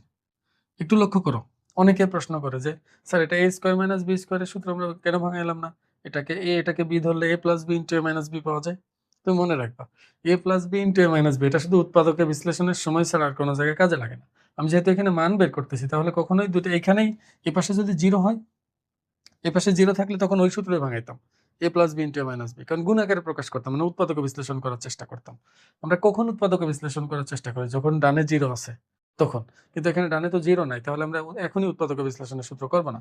এখন এটা ভাঙাইলাম, তাহলে এটা এটা কেটে যাবে, তাহলে 8 দুগুণী 16x, এই 8টা 64, 64কে ডানে পাঠিয়ে দিব, 10,000, তাহলে 16x ইকুয়াল টু 10,000 মাইনাস 64, তাহলে শুধু x সমান হবে, এটা থেকে এটা বিয়োগ দিয়ে ফলাফল যা আসে এগুলো তোমার হিসাব তোমরা নিজেরাই করতে পারবে, এগুলো আমার করে দেওয়ার কোনো প্রয়োজন নেই। তাহলে x এর মান যা পাবা, এবার বলছে না রাস্তা বাদে মাঠের ভিতরের ক্ষেত্রফল, এটাই তো রাস্তা বাদে মাঠের ভিতরের ক্ষেত্রফল এক্স স্কোয়ার। তাহলে এখানে যে মানটা আমি পাবো সেটা এখানে বসিয়ে দেবো। মনে রাখবে যে এটা বিয়োগ করার পরে 16 কিন্তু নিচে যাবে। পুরো প্রক্রিয়াটা তোমরা করো, শেষ করো। এখন দেখো পরেরটা কি আছে, বলছে একটি সামান্তরিক ক্ষেত্রের ক্ষেত্রফল 120 বর্গ সেন্টিমিটার এবং একটি কর্ণ 24 সেন্টিমিটার। কর্ণটির বিপরীত কৌণিক বিন্দু থেকে উক্ত কর্ণের উপর অঙ্কিত লম্বের দৈর্ঘ্য নির্ণয় করো। মনে রাখবা যে এটা এরকম একটা সূত্র আমি মিস করছি, মনে হয় এটা তোমাদের শেখায় নাই যে সামান্তরিকের বিপরীত কৌণিক বিন্দু থেকে দূরত্ব দেওয়া থাকলেও ক্ষেত্রফল বের করা যায়। মানে বিষয়টা কেমন দেখো, এটা যদি আমরা এটা আগে কর্ণ মনে করো এটা, এখন এই কর্ণ যে দুইটা থেকে আঁকছি দেখো, এই দুইটা শীর্ষ যোগ করে কর্ণ এঁকেছি না, তাহলে এটাও বিপরীত কৌণিক বিন্দু, এটাও বিপরীত কৌণিক বিন্দু। তো এখানে যে কোনো জায়গা থেকে যদি আমার এখানে লম্ব দৈর্ঘ্য দেওয়া থাকে, এই লম্বের দৈর্ঘ্য মনে করে দেওয়া আছে, বা লম্বের দৈর্ঘ্য বেরও করতে দিতে পারে, তাহলে এই ত্রিভুজের ক্ষেত্রফল হবে কি হাফ ইন্টু ভূমি গুণ উচ্চতা, মানে এই কর্ণ হবে ভূমি আর এটা হবে হলো উচ্চতা। আর আমরা জানি এটার ক্ষেত্রফল মানে এই পাঁচটার ক্ষেত্রফল আর এই পাঁচটার ক্ষেত্রফল কি হয়, সমান হয়। তো এখানে দেখো আমাকে বলে দিচ্ছে যে সামান্তরিকের ক্ষেত্রফল 120, তাহলে এই পাঁচটার ক্ষেত্রফল হবে 60, মানে অর্ধেক। এই পাঁচটার ক্ষেত্রফল হবে 60। আর কর্ণের দৈর্ঘ্য, এই কর্ণের দৈর্ঘ্য হলো মনে করো 24, মানে এই পুরাটার কর্ণের দৈর্ঘ্য 24। আর শীর্ষ থেকে কর্ণের উপর অঙ্কিত লম্ব আমি এইচ যদি চিন্তা করি, তাহলে দেখো এখানে খুব সহজে এটা বের করা যাবে। আমি পুরাটা করে দিব না, তোমরা করবে, আমি শুধু বুঝিয়ে দিই মেন জিনিসটা। তুমি এখানে লিখতে পারবা যে বলছে না একটি সামান্তরিক ক্ষেত্রের ক্ষেত্রফল 120, তাহলে আমরা লিখতে পারি যে সুতরাং কর্ণটি দ্বারা, একটা কর্ণ দেওয়া আছে না, হ্যাঁ, কর্ণটি দ্বারা সামান্তরিক ক্ষেত্র দুটি সমান ক্ষেত্রফল বিশিষ্ট ত্রিভুজে বিভক্ত হয় দুটি। সুতরাং এখানে নাম দিয়ে দিই তোমার বোঝার সাথে, এ বি সি ডি, আর উচ্চতা হলো এইচ, আমি ধরে নিচ্ছি এখানে। সুতরাং বিসিডি ত্রিভুজের ক্ষেত্রফল সমান হলো হাফ ইন্টু 120, 60 বর্গ সেন্টিমিটার। তাহলে এই ত্রিভুজের ক্ষেত্রফল বিসিডি এর ক্ষেত্রফল কিন্তু আমি লিখতে পারি হাফ গুণ কর্ণ, একবারে লিখে দিই, হাফ ইন্টু কর্ণ কত 24, দেখো যে কর্ণটা 24, আর উচ্চতা কত এইচ যেটা আমি বের করব সমান হলো 60। এখান থেকে বের করি, কারণ এগুলা পরীক্ষা তো আসে না, আমি করে দিচ্ছি। তারপরেও এইচ সমান হলো 60/12, তাহলে কত হবে 5 সেন্টিমিটার। 5 সেন্টিমিটার হলো এটা। তাহলে লম্বের দৈর্ঘ্য হবে 5 সেন্টিমিটার। এগুলো তোমরা পারবা, এগুলো আমি করে দিচ্ছি খামাখা। এবার এটা দেখো, এটা অনেক গুরুত্বপূর্ণ, এটা পরীক্ষায় বারবার আসে, একটু মনোযোগ দিয়ে দেখো। এটা দেখো আমি দুই ভাবে করে দিব, এটা দুইটা ভাবে করা যায়। একটা হলো একেবারেই সহজ, সূত্র অ্যাপ্লাই করলে হয়ে যায়, তো সূত্র শিখিয়েছি। আর একটা হলো একটু বড় হবে তুলনামূলক। দেখো অবশ্য চিত্রটা তো আঁকতে হবে, চিত্র ছাড়া করতে পারবো না। এখন দেখো কি কি বলছে তথ্য। বলছে যে একটি সামান্তরিকের বাহুর দৈর্ঘ্য 12 মিটার ও 8 মিটার এবং ক্ষুদ্রতম কর্ণ হলো 10 এবং একটা 10, অপরটা তোমাকে বের করতে বলছে। তাহলে এটা হলো ক্ষুদ্রতম কর্ণ, এই যেটা। আর এটা মনে করো বৃহত্তম কর্ণ, আর বৃহত্তম কর্ণটা বের করতে চাচ্ছি আর কি। ক্ষুদ্রতম কর্ণ দেওয়া আছে, বৃহত্তম কর্ণ বের করতে হবে তোমার। তাহলে আমরা এখানে লিখে নিই কি কি দেওয়া আছে। 12, তাহলে এটা 12 মিটার, এটা হলো 10 মিটার, 8 মিটার।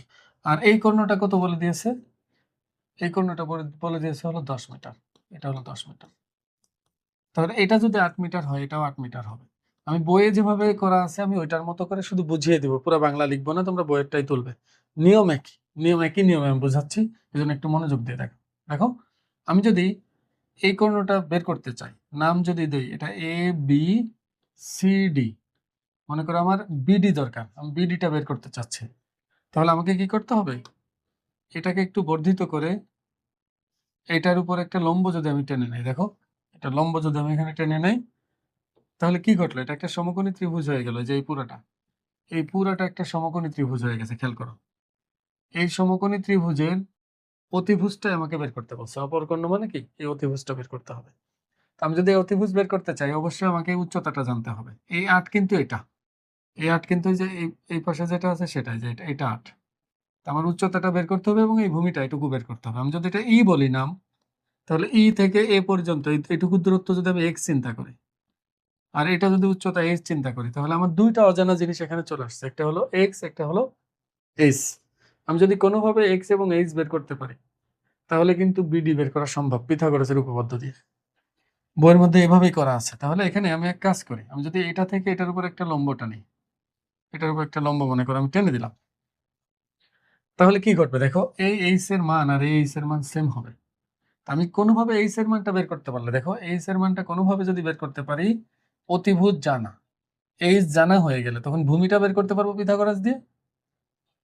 ঠিক একইভাবে যদি পিথাগোরাস দিয়ে মানে এটা বের হয়ে যায়, তখন এটার সাথে 12 যোগ করলে সম্পূর্ণ ভূমিটা পেয়ে যাব। আর এইচ তো আগেই পেয়ে গেছি, তখন ভূমি উচ্চতা দুইটাই জানা হয়ে যাবে, তখন পিথাগোরাসের উপপাদ্য দিয়ে বিডি বের করে নিব। তো আমি প্রসেসটা একটু দেখাই। দেখো, এই ত্রিভুজের ক্ষেত্রফল আমি কিন্তু বের করতে পারবো কিভাবে। এই বাহু 10, এইটা থেকে এই পর্যন্ত হলো 12, আর এটা হলো 8। তাহলে আমি এই ত্রিভুজের ক্ষেত্রফল ইচ্ছা করলে এস দিয়ে, এস এর যে সূত্র ছিল root over S into S minus A into S minus B into S minus C, এটা দিয়ে বের করতে পারবো। এর জন্য আমাকে এস বের করতে হবে আগে। এস মানে হলো বাহুগুলোর যোগফলকে 2 দিয়ে ভাগ করবো আর কি। তাহলে এস হবে হলো 12 যোগ 8 যোগ 10 ডিভাইডেড বাই কত 2। কাটাকাটি এখানে যদি হিসাব করি তাহলে কত হচ্ছে, 18 আর 12 30, তাহলে 15 সেন্টিমিটার। 15 সেন্টিমিটার হচ্ছে এখানে। সেন্টিমিটারই তো বলছে, আচ্ছা মিটার বলছে, 15 মিটার। তাহলে এস এর মান 15 মিটার পেয়ে গেছি। তাহলে আমি এখন ত্রিভুজ এবিসি এর ক্ষেত্রফল সরাসরি বের করতে পারবো। দেখো, রুট ওভার, তোমরা কিন্তু বইয়েরটা লিখবা, আমি শুধু বুঝিয়ে দিচ্ছি। তাহলে এখানে root over S into S minus A into S minus B into S minus C, এটা ছিল না? এখানে এ বি সি বলতে আসলে বাহুর দৈর্ঘ্য বোঝানো হচ্ছে। এ দিয়ে একটা বাহু, বি দিয়ে আর একটা বাহু, সি দিয়ে আর একটা বাহু বোঝাচ্ছে। এখন কাকে তুমি কি ধরবে এটা তো সম্পূর্ণই তোমার ইচ্ছা। এস হলো 15, আমি লিখলাম।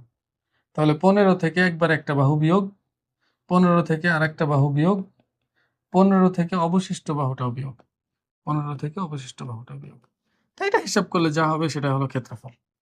এটার ক্ষেত্রফল কত আসবে আমি বলতে পারতেছি না, ধরো আমি হিসাব করে বসিয়ে দিই। এটা 39.68, 39.68 আসতেছে না, 39.68 বর্গমিটার। এটা হলো এই ত্রিভুজের ক্ষেত্রফল। আচ্ছা বলতো, এই ত্রিভুজের ভূমি আমার জানা, উচ্চতা হলো এইচ। আমি এই ত্রিভুজটার ক্ষেত্রফল যে পদ্ধতিতেই বের করি না কেন একই তো আসার কথা। তাহলে কি আমি এখন লিখতে পারি যে সুতরাং এই ত্রিভুজের ক্ষেত্রফল আমি ইচ্ছা করলে হাফ ইন্টু ভূমি গুণ উচ্চতায় যে এইচ, এটা দিলেও এই 39.68 আসবে, এটা লেখা যায় না? দেখো, আমি একটা পদ্ধতিতে এটার ক্ষেত্রফল বের করছি, আমি ত্রিভুজের ক্ষেত্রফল যে পদ্ধতিতেই বের করি না কেন সবসময় তো সেম আসবে। তো এখানে একভাবে যদি 39.68 আসে, তাই এখানে আমি যদি হাফ ইন্টু ভূমি গুণ উচ্চতা দিই তাহলেও তো 39.68 আসবে। এখানে সুবিধাটা হবে কি, এখানে আমার এইচ এর মানটা বের হয়ে যাবে। দেখো, 39.68, এটাকে যদি 6 দিয়ে ভাগ করি তাহলে এখান থেকে আমার এইচ এর মান চলে আসলো। আর যখন এইচ এর মান চলে আসবে তখন এইচ তো জানা হয়ে গেল, একটা সংখ্যা মান। এই ছোট্ট ত্রিভুজের মধ্যে আমরা পিথাগোরাসের উপপাদ্য ব্যবহার করব। এখানে পিথাগোরাসের উপপাদ্য ব্যবহার করলে অতিভুজের স্কয়ার, অতিভুজ জানা, লম্ব জানা, ভূমি বের হবে এক্স। পরবর্তীতে আমি লিখবো হলো ইবি মানে হলো এবি প্লাস ইএ, মানে 12 যোগ এক্স, এক্সও তো বের হয়ে যাবে ততক্ষণে। পরবর্তীতে ভূমি জানা হয়ে গেল, উচ্চতা জানা হয়ে গেল, পিথাগোরাসের উপপাদ্য দিয়ে আমি এটা বের করতে পারবো খুব সহজেই।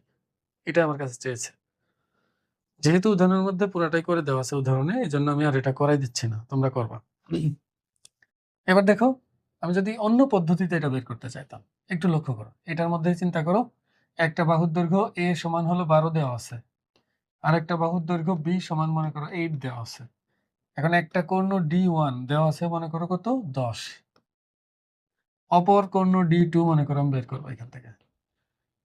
এখন আমি যদি, আমরা যে সূত্রটা জানি যে কর্ণদ্বয়ের বর্গের সমষ্টি মানে D1 whole square plus D2 whole square সমান হলো 2 ইন্টু বাহু দুইটার বর্গের সমষ্টি। এই সূত্র যদি এখানে অ্যাপ্লাই করি, এটা হচ্ছে সূত্র। এখানে দেখো D1 এর মান আমার মনে করো জানা 10 এর স্কয়ার, আর D2 হলো জানা নাই, বের করব 2 ইন্টু এ হলো 12, বি হলো 8, তাহলে D2 স্কয়ার সমান হলো, এখানে 12 12 144 আর এটা 64, 144 যোগ 64 সমান 208 গুণ 2,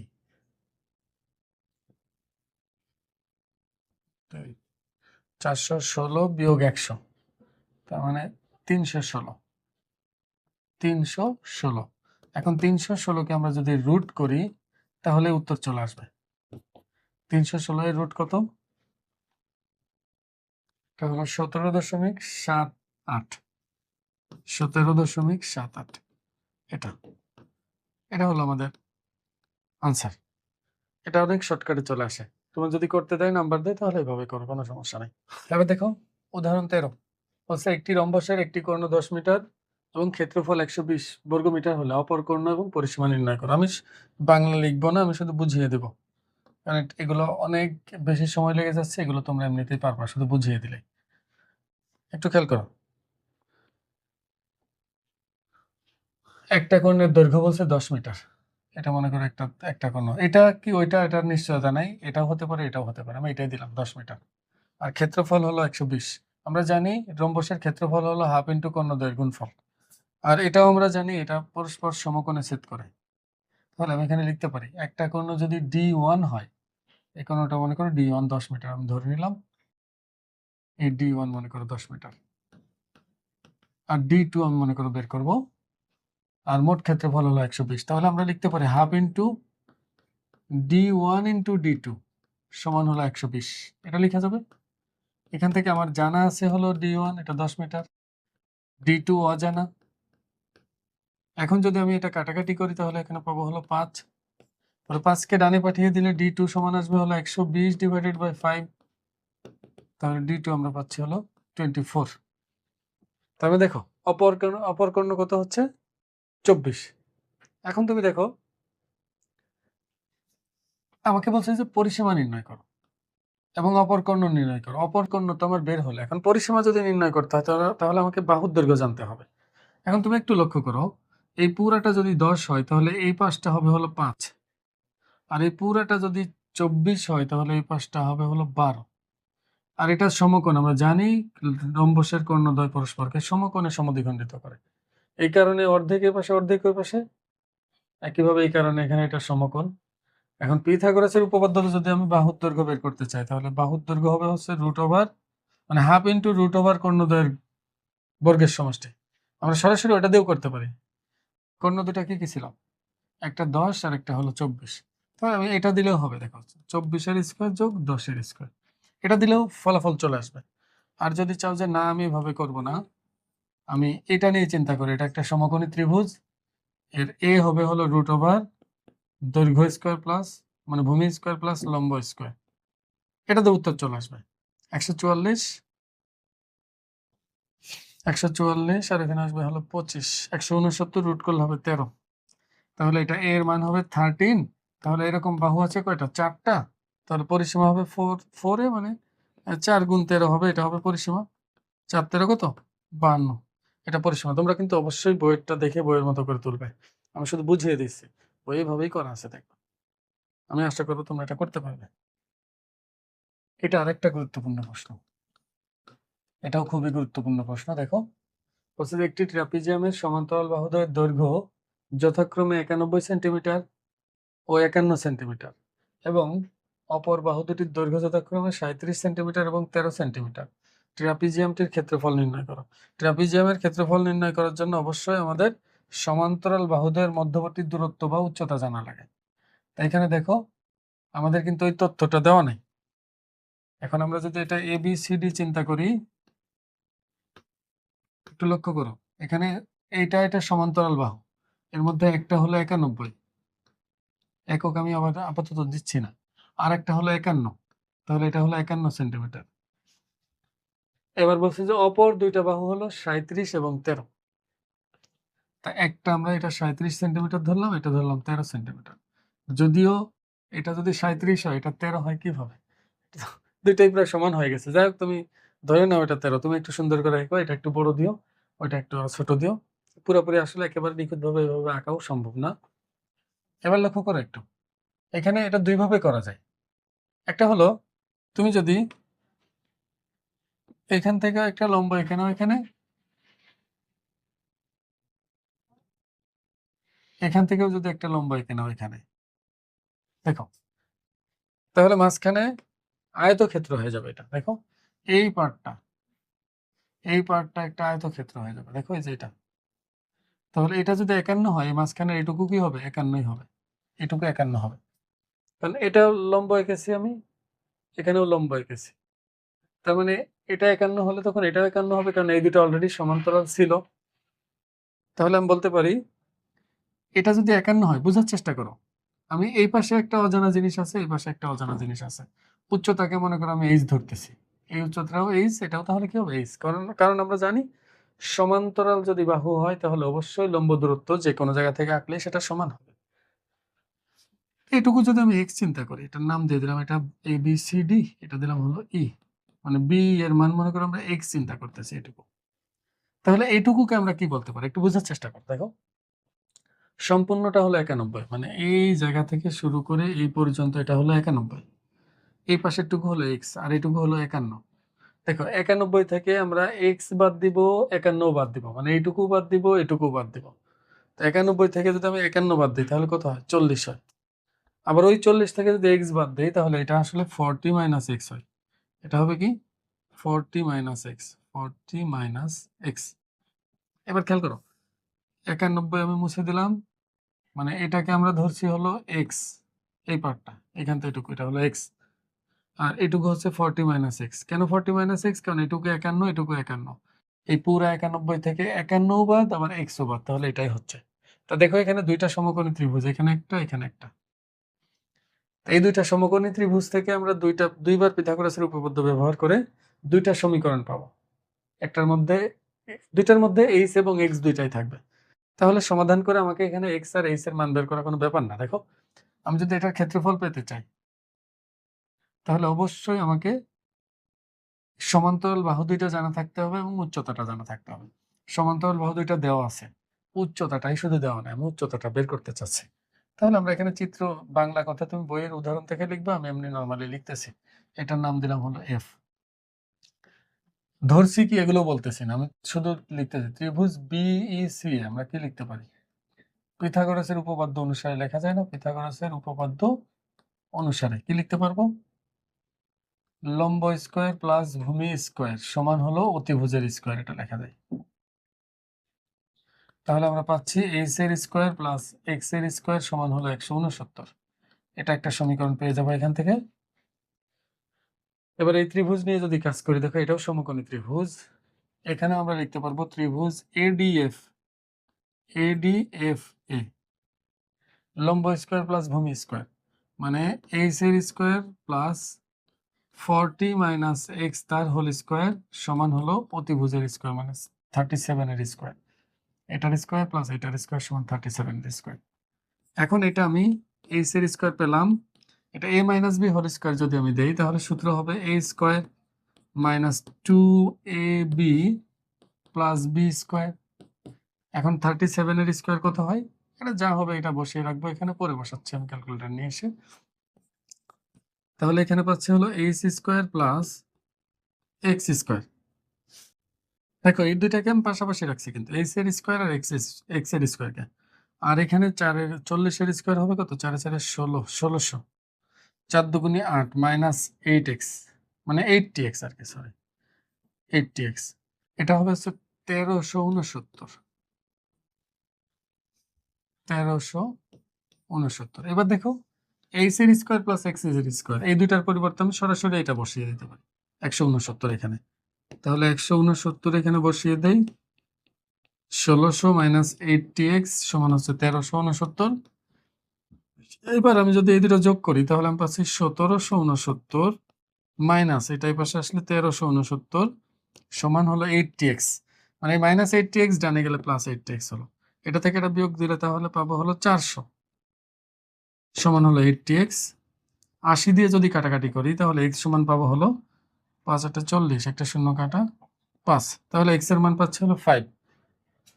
x এর মান যদি 5 হয় তাহলে এই পাশের মানটা পাচ্ছে হলো 35। আমার অবশ্য এত দরকার নেই, এটা দরকার নেই, আমি x এর মান পেয়ে গেছি। তার মানে এখানে h এর মান খুব সহজেই বের করতে পারবো। দেখো এটা যদি 5 হয় পিথাগোরাসের উপপাদ্যতে এটা আসবে 12, h এর মান আসবে 12।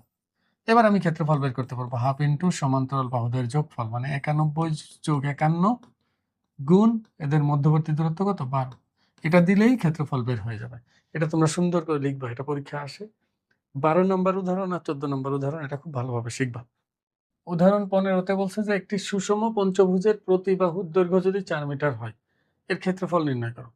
এটা তো সূত্র দিয়ে আমরা বের করতে পারবো। এই যে সূত্রটা দেখো, বাহুর সংখ্যা n হলে আর বাহুর দৈর্ঘ্য যদি a হয়, ক্ষেত্রফলের সূত্র ছিল কি? N a square divided by 4 cot 180 divided n, এটা ছিল ক্ষেত্রফলের সূত্র। তাই এখানে দেখো সুষম পঞ্চভুজ মানে বাহুর সংখ্যা, ভুজের সংখ্যা কয়টা? 5টা। তাহলে এন এর মান হবে হলো 5, আর বাহুর দৈর্ঘ্য মানে এ এর মান হবে হলো 4। তাহলে এখানে ক্ষেত্রফল আসবে কত? এটা তোমরা নিজেরাই করতে পারবা, এটা এমসিকিউতে আসতে পারে। দেখো ক্ষেত্রফল তাহলে এন এর জায়গা আছে 5, এ হলো 4 divided by 4 cot 180 divided by কত? এন এর মান 5। তাহলে এটা কাটাকাটি করলে 20 ইন্টু কট, এটা ক্যালকুলেশন করবা আর কি, 20 পাবা। আর এখানে 180 কে তুমি যদি 5 দিয়ে ভাগ দাও তাহলে কত হয়? 3 5 15 5 36 ডিগ্রি। এখন ক্যালকুলেটরের মধ্যে তুমি 36 ডিগ্রি বের করবা কটের মান, দেখবা কত হয়। 36 ডিগ্রি কট 36 ডিগ্রি যদি তুমি বসাতে না পারো সমস্যা নেই, সেক্ষেত্রে তুমি 1/10 36 ডিগ্রি বসিয়ে দেবা ক্যালকুলেটরের মধ্যে। এটা মানে বিষয়টা এমন, দেখো অনেকে আছে এটা বুঝো না, তাহলে আমি কি করব? এই যে 1 আকারে tan লিখলে হবে, 1 ডিভাইডেড বাই নিচে আমি tan দিয়ে দেব, tan কত? 36, এই 36 বসিয়ে দাও, এখানে চলে আসবে 1.376। তাহলে 20 ইন্টু 1.376, এটা গুণ করলে যা হয় আর কি উত্তর সেটা। আমি আশা করবো তোমরা এটা করতে পারবো, এটা বোঝার কথা তোমাদের। এবার দেখো উদাহরণ 16তে বলছে যে একটি সুষম ষড়ভুজের কেন্দ্র থেকে কৌণিক বিন্দুর দূরত্ব 4 মিটার হলে এর ক্ষেত্রফল নির্ণয় করো। এখানে দেখো ষড়ভুজ তুমি যখন আঁকবা তো তোমাদের বলবো তোমরা এভাবে আঁকো। ষড়ভুজের দেখো কয়টা বাহু হয়? 6টা হয় না? তাহলে শীর্ষবিন্দু থাকবেও 6টা। দেখো তুমি এরকম করে নিবা, 60 ডিগ্রি কোণ আনুমানিক নিয়ে নিবা, নিয়ে তারপর এগুলো যোগ করে দেবা। তোমরা আরো সুন্দর করে আঁকতে পারবা, স্কেল দিয়ে সুন্দর করে আঁকতে পারবা। আমারটা তো সোজা হয়নি, এভাবে করে তাহলে ভুজের সংখ্যা ঠিক থাকবে, একেবারে আকাশ পাতাল ডিফারেন্স হবে না। না হলে অষ্টভুজ বা অন্যান্য ভুজ আঁকতে গেলে, যদি অষ্টভুজ আঁকতে বলে তাহলে এমনি করে আঁকবা, এমনি করে বাহুগুলো নিয়ে তারপরে এইভাবে তুমি যোগ করে দেবা। একটু সুন্দর করে চিন্তা ভাবনা করে নিবা, তাহলে সুন্দর হবে আরো। এখানে দেখো এটা হলো কেন্দ্র। এখন একটি সুষম ষড়ভুজের কেন্দ্র থেকে কৌণিক বিন্দুর দূরত্ব, এগুলো সবই কৌণিক বিন্দু, A B C D E F, এই সবগুলো কৌণিক বিন্দু। এখানে কৌণিক বিন্দুর দূরত্ব হলো 4 মিটার, মানে এটার মান 4, তাহলে এটাও 4। একটু লক্ষ্য করো এখানে, এখানে মোট হলো 360 ডিগ্রি কোণ আছে, কেন্দ্রে পুরোটা হলো 360 ডিগ্রি। আর আমরা জানি যে সুষম বহুভুজের ক্ষেত্রে প্রতিটা কোণ এখানে সমান হয়। তাহলে এখানে মোট কোণ আছে হলো 6টা। তাহলে কোণ এ ও বি, আমি যদি চিন্তা করি কোণ এ ও বি এর মান কত, মানে যে কোনো একটাকে টার্গেট করলেই হবে। এই ত্রিভুজটাকে আমি টার্গেট করছি, একটার ক্ষেত্রফল বের করে তাকে 6 দিয়ে গুণ করলে 6টার ক্ষেত্রফল, পুরোটার ক্ষেত্রফল চলে আসবে আর কি। তাহলে এখানে এ ও বি যদি আমি বের করতে চাই বলতে পারি, তাহলে 360 ডিগ্রিকে ভাগ করব। এখানে মোট কয়টা আছে? 1টা 2টা 3টা 4টা 5টা 6টা, 6 দিয়ে, 6 দিয়ে ভাগ দিলে কত হয়? 60 ডিগ্রি। তাহলে কোণ এ ও বি আসতেছে হলো তোমার 60 ডিগ্রি। এখন তুমি বলো এটা যদি 60 ডিগ্রি আসে তাহলে তুমি দুইভাবে বের করতে পারবা, half into A B sine theta দিয়ে বের করতে পারবা, আর একটা বের করতে পারবা হলো তুমি বলবা যেহেতু এটা 60 ডিগ্রি, আবার এই বাহু সমান, তার মানে বিপরীত কোণ দুইটা কি হবে? সমান হবে। একটা ত্রিভুজের একটা কোণ যদি 60 ডিগ্রি হয়, বাকি দুইটার যোগফল হবে 120 ডিগ্রি, কিন্তু এই দুইটা কোণ আবার সমান, তাহলে দুইটা প্রত্যেকটা 60 ডিগ্রি করে, 60 যোগ 60 কত? 120 হবে। তাহলে এই হিসাবে এটা একটা সমবাহু ত্রিভুজ হবে, তাহলে এটার মানও 4 হয়ে যাবে। তাহলে আমি বলতে পারি একটা সমবাহু ত্রিভুজের ক্ষেত্রফল হচ্ছে √3/4 ইন্টু বাহু স্কোয়ার। তো এই একটার ক্ষেত্রফল আসলো। এবার এখানে মোট আছে কয়টা? 6টা। এটাকে যদি আমি 6 দিয়ে গুণ করি তাহলে সম্পূর্ণটার ক্ষেত্রফল চলে আসবে। আর তুমি যদি মনে করো যে না স্যার এখানে তো আমি 60 ডিগ্রি পেয়েছি, এখানেও 4 এখানেও 4, আমরা জানি সমদ্বিবাহু ত্রিভুজের ক্ষেত্রফল মানে ত্রিভুজ এ ও বি এর ক্ষেত্রফল আমরা সরাসরি এভাবে লিখতে পারবো, half into A B sine theta. দেখো এ বি সাইন থিটা, এ হলো 4 বি ও 4, দুইটাই সমান, তাহলে half into A B sine theta. দেখো সাইন থিটা মানে কি? 60 ডিগ্রি না? এটা 60 ডিগ্রি, তাহলে সাইন 60 ডিগ্রি। তাহলে এখানে আমরা পাচ্ছি হলো কাটাকাটি করলে 8, আর সাইন 60 ডিগ্রি মান হলো √3/2, কাটাকাটি করলে আসতেছে 4√3। তুমি খেয়াল করে দেখো এটা যদি কাটাকাটি করি আমি 4√3 আসে একটার ক্ষেত্রফল, 4√3। এবারে একটার ক্ষেত্রফল 4√3 আসছে, তাহলে সম্পূর্ণটার ক্ষেত্রফল, তাহলে পুরা A B C D E F এর ক্ষেত্রফল, ই এফ এর ক্ষেত্রফল সমান হবে হলো 6 গুণ 4√3। তো তোমরা বের করলেই হবে সেন্টিমিটার, সরি মিটার, তাহলে বর্গ মিটার হবে এত। এগুলো তোমরা বের করতে পারবা, এগুলো তো বইয়ের মধ্যে যেহেতু করে দেওয়া আছে, আমি পুরো লিখতেছি না, আমি শুধু মূল জিনিসটা তোমাদের ধরিয়ে দিচ্ছি, বুঝিয়ে দিচ্ছি, তোমরা যেন সহজে পারো আর কি। এটা দেখো, এটা অনেকেরই সমস্যা হয় এই প্রশ্নটা, একটু বোঝার চেষ্টা করো। এই দুটা নিয়ে কোনো সমস্যাই হয় না। বলছে যে আয়তক্ষেত্রটির কর্ণের দৈর্ঘ্য নির্ণয় করো। দৈর্ঘ্য 50 দেওয়া আছে, প্রস্থ 14 দেওয়া আছে। তাহলে আমি যদি কর্ণ বের করতে চাই, কর্ণের মান হবে কি √ওভার দৈর্ঘ্য স্কয়ার প্লাস প্রস্থ স্কয়ার। এটা তো শিখিয়েছি আমি, সূত্র তোমরা শিখছো, এটা শুধু সূত্রে মান বসাইলে হয়ে যাবে। তো এটা তুমি বের করতে পারবা, এটা তোমরা নিজেরাই করবা, যে √ওভার দৈর্ঘ্য স্কয়ার প্লাস প্রস্থ স্কয়ার দিবা, হয়ে যাবে। আর খ নম্বরে বলছে ক্ষেত্রটির ক্ষেত্রফল পূর্ণ সংখ্যা নির্ণয় করো। দেখো ক্ষেত্রফল কি, ক্ষেত্রফল মানে দেখো একটু লক্ষ্য করে, পুরাটার এইটুকুর ক্ষেত্রফল সাথে এটার ক্ষেত্রফল পুরোটা। তাই এটার ক্ষেত্রফল মাঝখানে টুকুর ক্ষেত্রফল তো 50 গুণ 14, 50 গুণ 14 মানে 700। মানে এই যে আয়তক্ষেত্রের ক্ষেত্রফল 700 বর্গমিটার বা বর্গ সেন্টিমিটার যাই হোক না কেন, বর্গ একক দিলাম, বর্গ একক আমি। কিন্তু এইটার ক্ষেত্রফল যদি আমি পেতে চাই, দেখো বলে দেওয়া আছে যে এই বাহুটা এই বাহুটার এই বাহুটার সমান, আর এটা হলো 73.74 ডিগ্রি। তাহলে আমি বলতে পারি এটা হলো 50, এটা হলো 50। তাহলে আমি এই ত্রিভুজের ক্ষেত্রফল, মানে ত্রিভুজের ক্ষেত্রফল নাম দেইনি, কিন্তু আমি নাম দিয়ে দিব, যাবো এ বি সি ডি ই। তাহলে এবিসি এর ক্ষেত্রফল, এবিসিডি এর ক্ষেত্রফল 700। আর ত্রিভুজ বিসিডি এর ক্ষেত্রফল, ত্রিভুজ সিডিই এর ক্ষেত্রফল, দুইটা বাহু মানে দুইটা বাহুর দৈর্ঘ্য জানা থাকলে এবং অন্তর্ভুক্ত কোণ জানা থাকলে, একটু আগে আমরা দেখেছি, এটা যদি এ, এটা যদি বি হয়, আর এটা যদি থিটা হয়, তাহলে হবে হলো half into A B sine theta, এটা ক্ষেত্রফল। তাহলে এটার ক্ষেত্রফল হবে কি হাফ ইন্টু এ বি, হলো এও 50 বিও 50। খেয়াল করো, এটা 50 এটাও 50।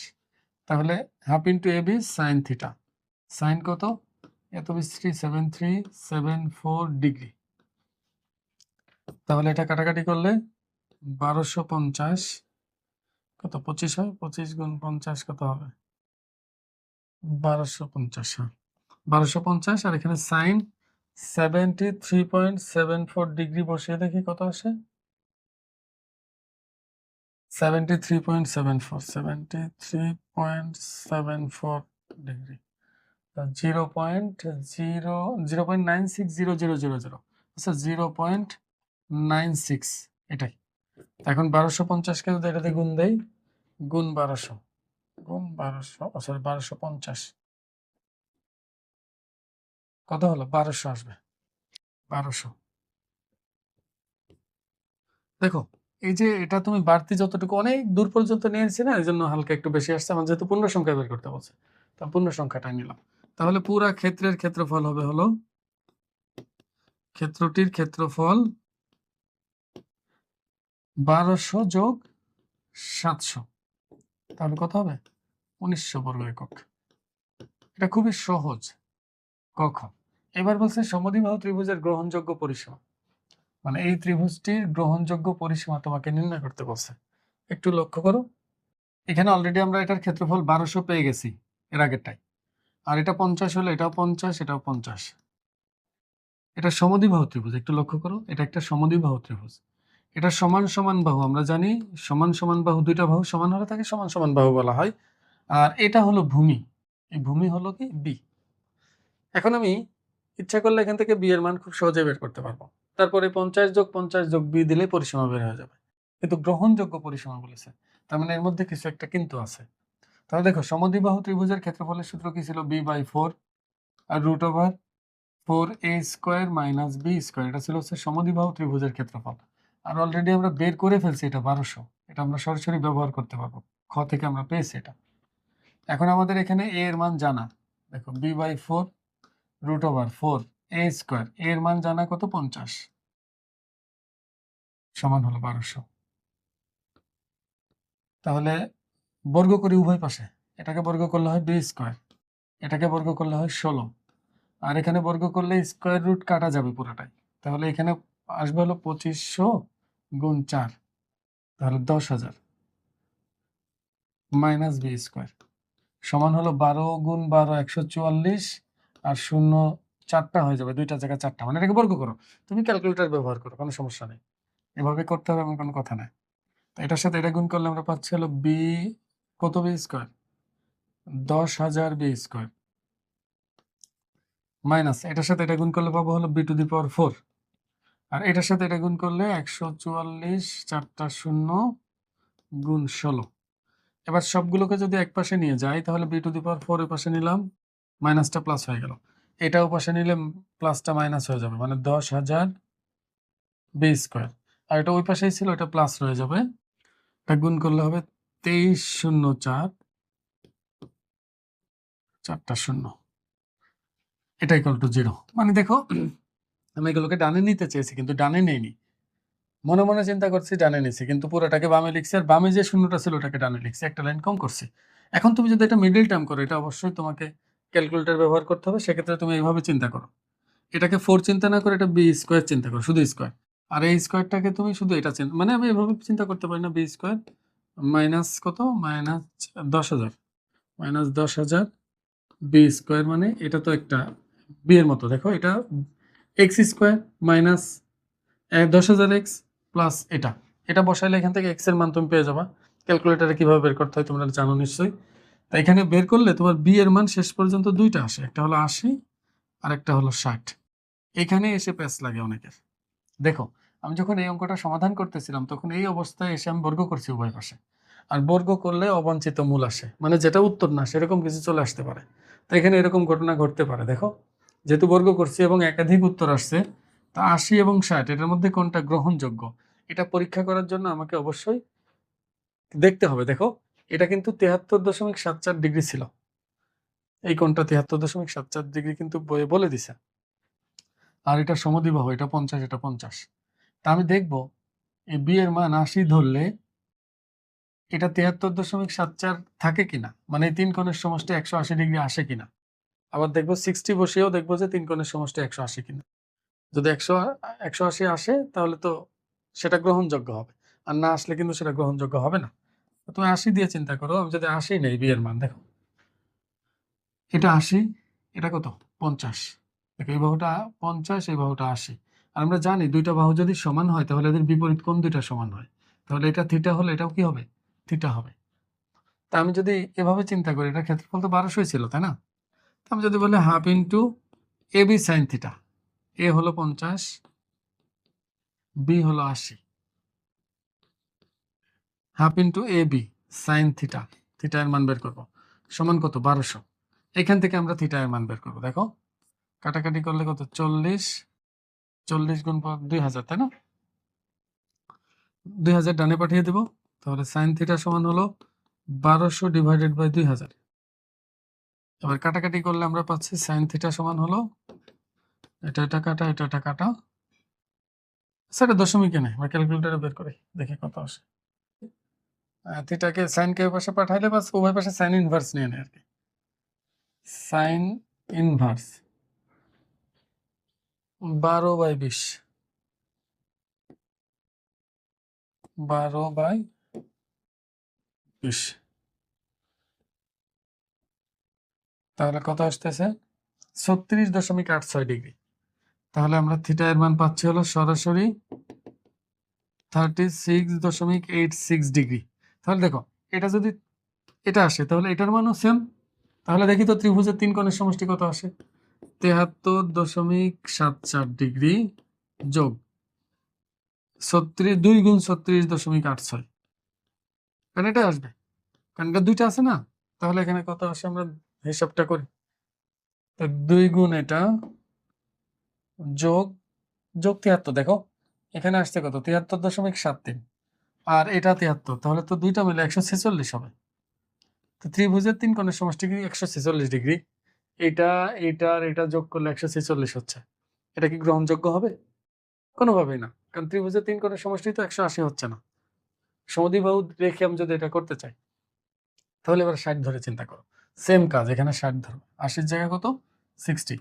তাহলে দেখো তো, তোর হাফ ইন্টু 50 গুণ 60 সাইন থিটা সমান হলো 1200 বা 30, তাহলে এখানে 1500, তাহলে সাইন থিটা সমান হলো 1200 ডিভাইডেড বাই 1500। তাহলে থিটা সমান সাইন ইনভার্স 1200 বাই 1500 কত আসে দেখি।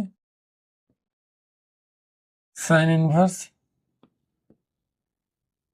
1200 বাই 1500 কাটাকাটি করলে 12 বাই 15, 3 দিয়ে কাটলে 3 4 3 4 বাই 5,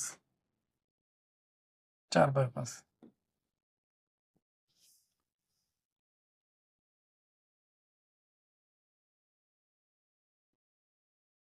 এখন দেখ 53 গুণ 2, তাহলে দুইটা কোণ সমান যেহেতু 106, 106.26, তার সাথে আবার 73.74 যোগ হবে, যোগ 73.74 কত হচ্ছে 180।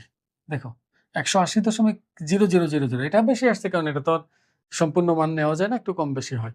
তাহলে দেখো আমি যদি 60 নেই, এই বাহুর দৈর্ঘ্য যদি 60 নেই, ভূমিটা যদি 60 আমি ধরি, তাহলে কিন্তু আমার এই শর্ত মানে ত্রিভুজের 3 কোণের সমষ্টি 180 ডিগ্রি হয়। তাহলে অবশ্যই গ্রহণযোগ্য হবে তোমার হলো 60। আমি আশা করব তোমরা বুঝতে পারছো, এটা করতে পারবে আমি আশা করব। দেখো এখানে কেন এমন ঘটলো একটু বোঝার চেষ্টা করো। আমি যদি এমন কোন সমদ্বিবাহু ত্রিভুজ আঁকি, দেখো বাহুর দৈর্ঘ্য মনে করো এখানেও যা এখানেও তাই, বি হলো এটা, এর যে ক্ষেত্রফল থাকবে, এখন যদি এমন হয় বাহুর দৈর্ঘ্য এই রাখছি, দেখো বাহুর দৈর্ঘ্য এই রাখছি কিন্তু বিটা বাড়িয়ে দিলাম, এটা একটু বাঁকা করে বেশি ছড়াইয়া দিছি, এতে বি কিন্তু বৃদ্ধি পেয়েছে, এখানে ক্ষেত্রফল কিন্তু সেম থাকবে। এরকম একাধিক ত্রিভুজ আঁকা সম্ভব যার দুইটা বাহুর দৈর্ঘ্য মানে এ এর মান 50-50ই রাখবো, কিন্তু ভূমি ছোট বড় করে ক্ষেত্রফল একই রাখা সম্ভব একাধিকভাবে। কিন্তু এর মধ্যে তো দুইটাই গ্রহণযোগ্য হবে না, কারণ এখানে আরেকটা তথ্য আমার দেওয়া ছিল, প্রথমে একটা কোণ দেওয়া ছিল, তো এই কোণের শর্ত তোমাকে মানতে হবে, মানে নির্দিষ্ট ত্রিভুজটার জন্য তোমার কোণটাও পরীক্ষা করে তোমার এখানে দেখতে হবে। তো এই জন্য এটা তোমরা 2-1 বার করবে, বইয়ের মধ্যে করে দেওয়া আছে, আমি মূল কারণ তো বুঝিয়ে দিছি, আমি আশা করবো তোমরা বুঝতে পারছো। আজকের পর্বে এই পর্যন্ত, পরবর্তী পর্বে আমরা অনুশীলনী অঙ্কগুলো সমাধান করবো। আসসালামু আলাইকুম।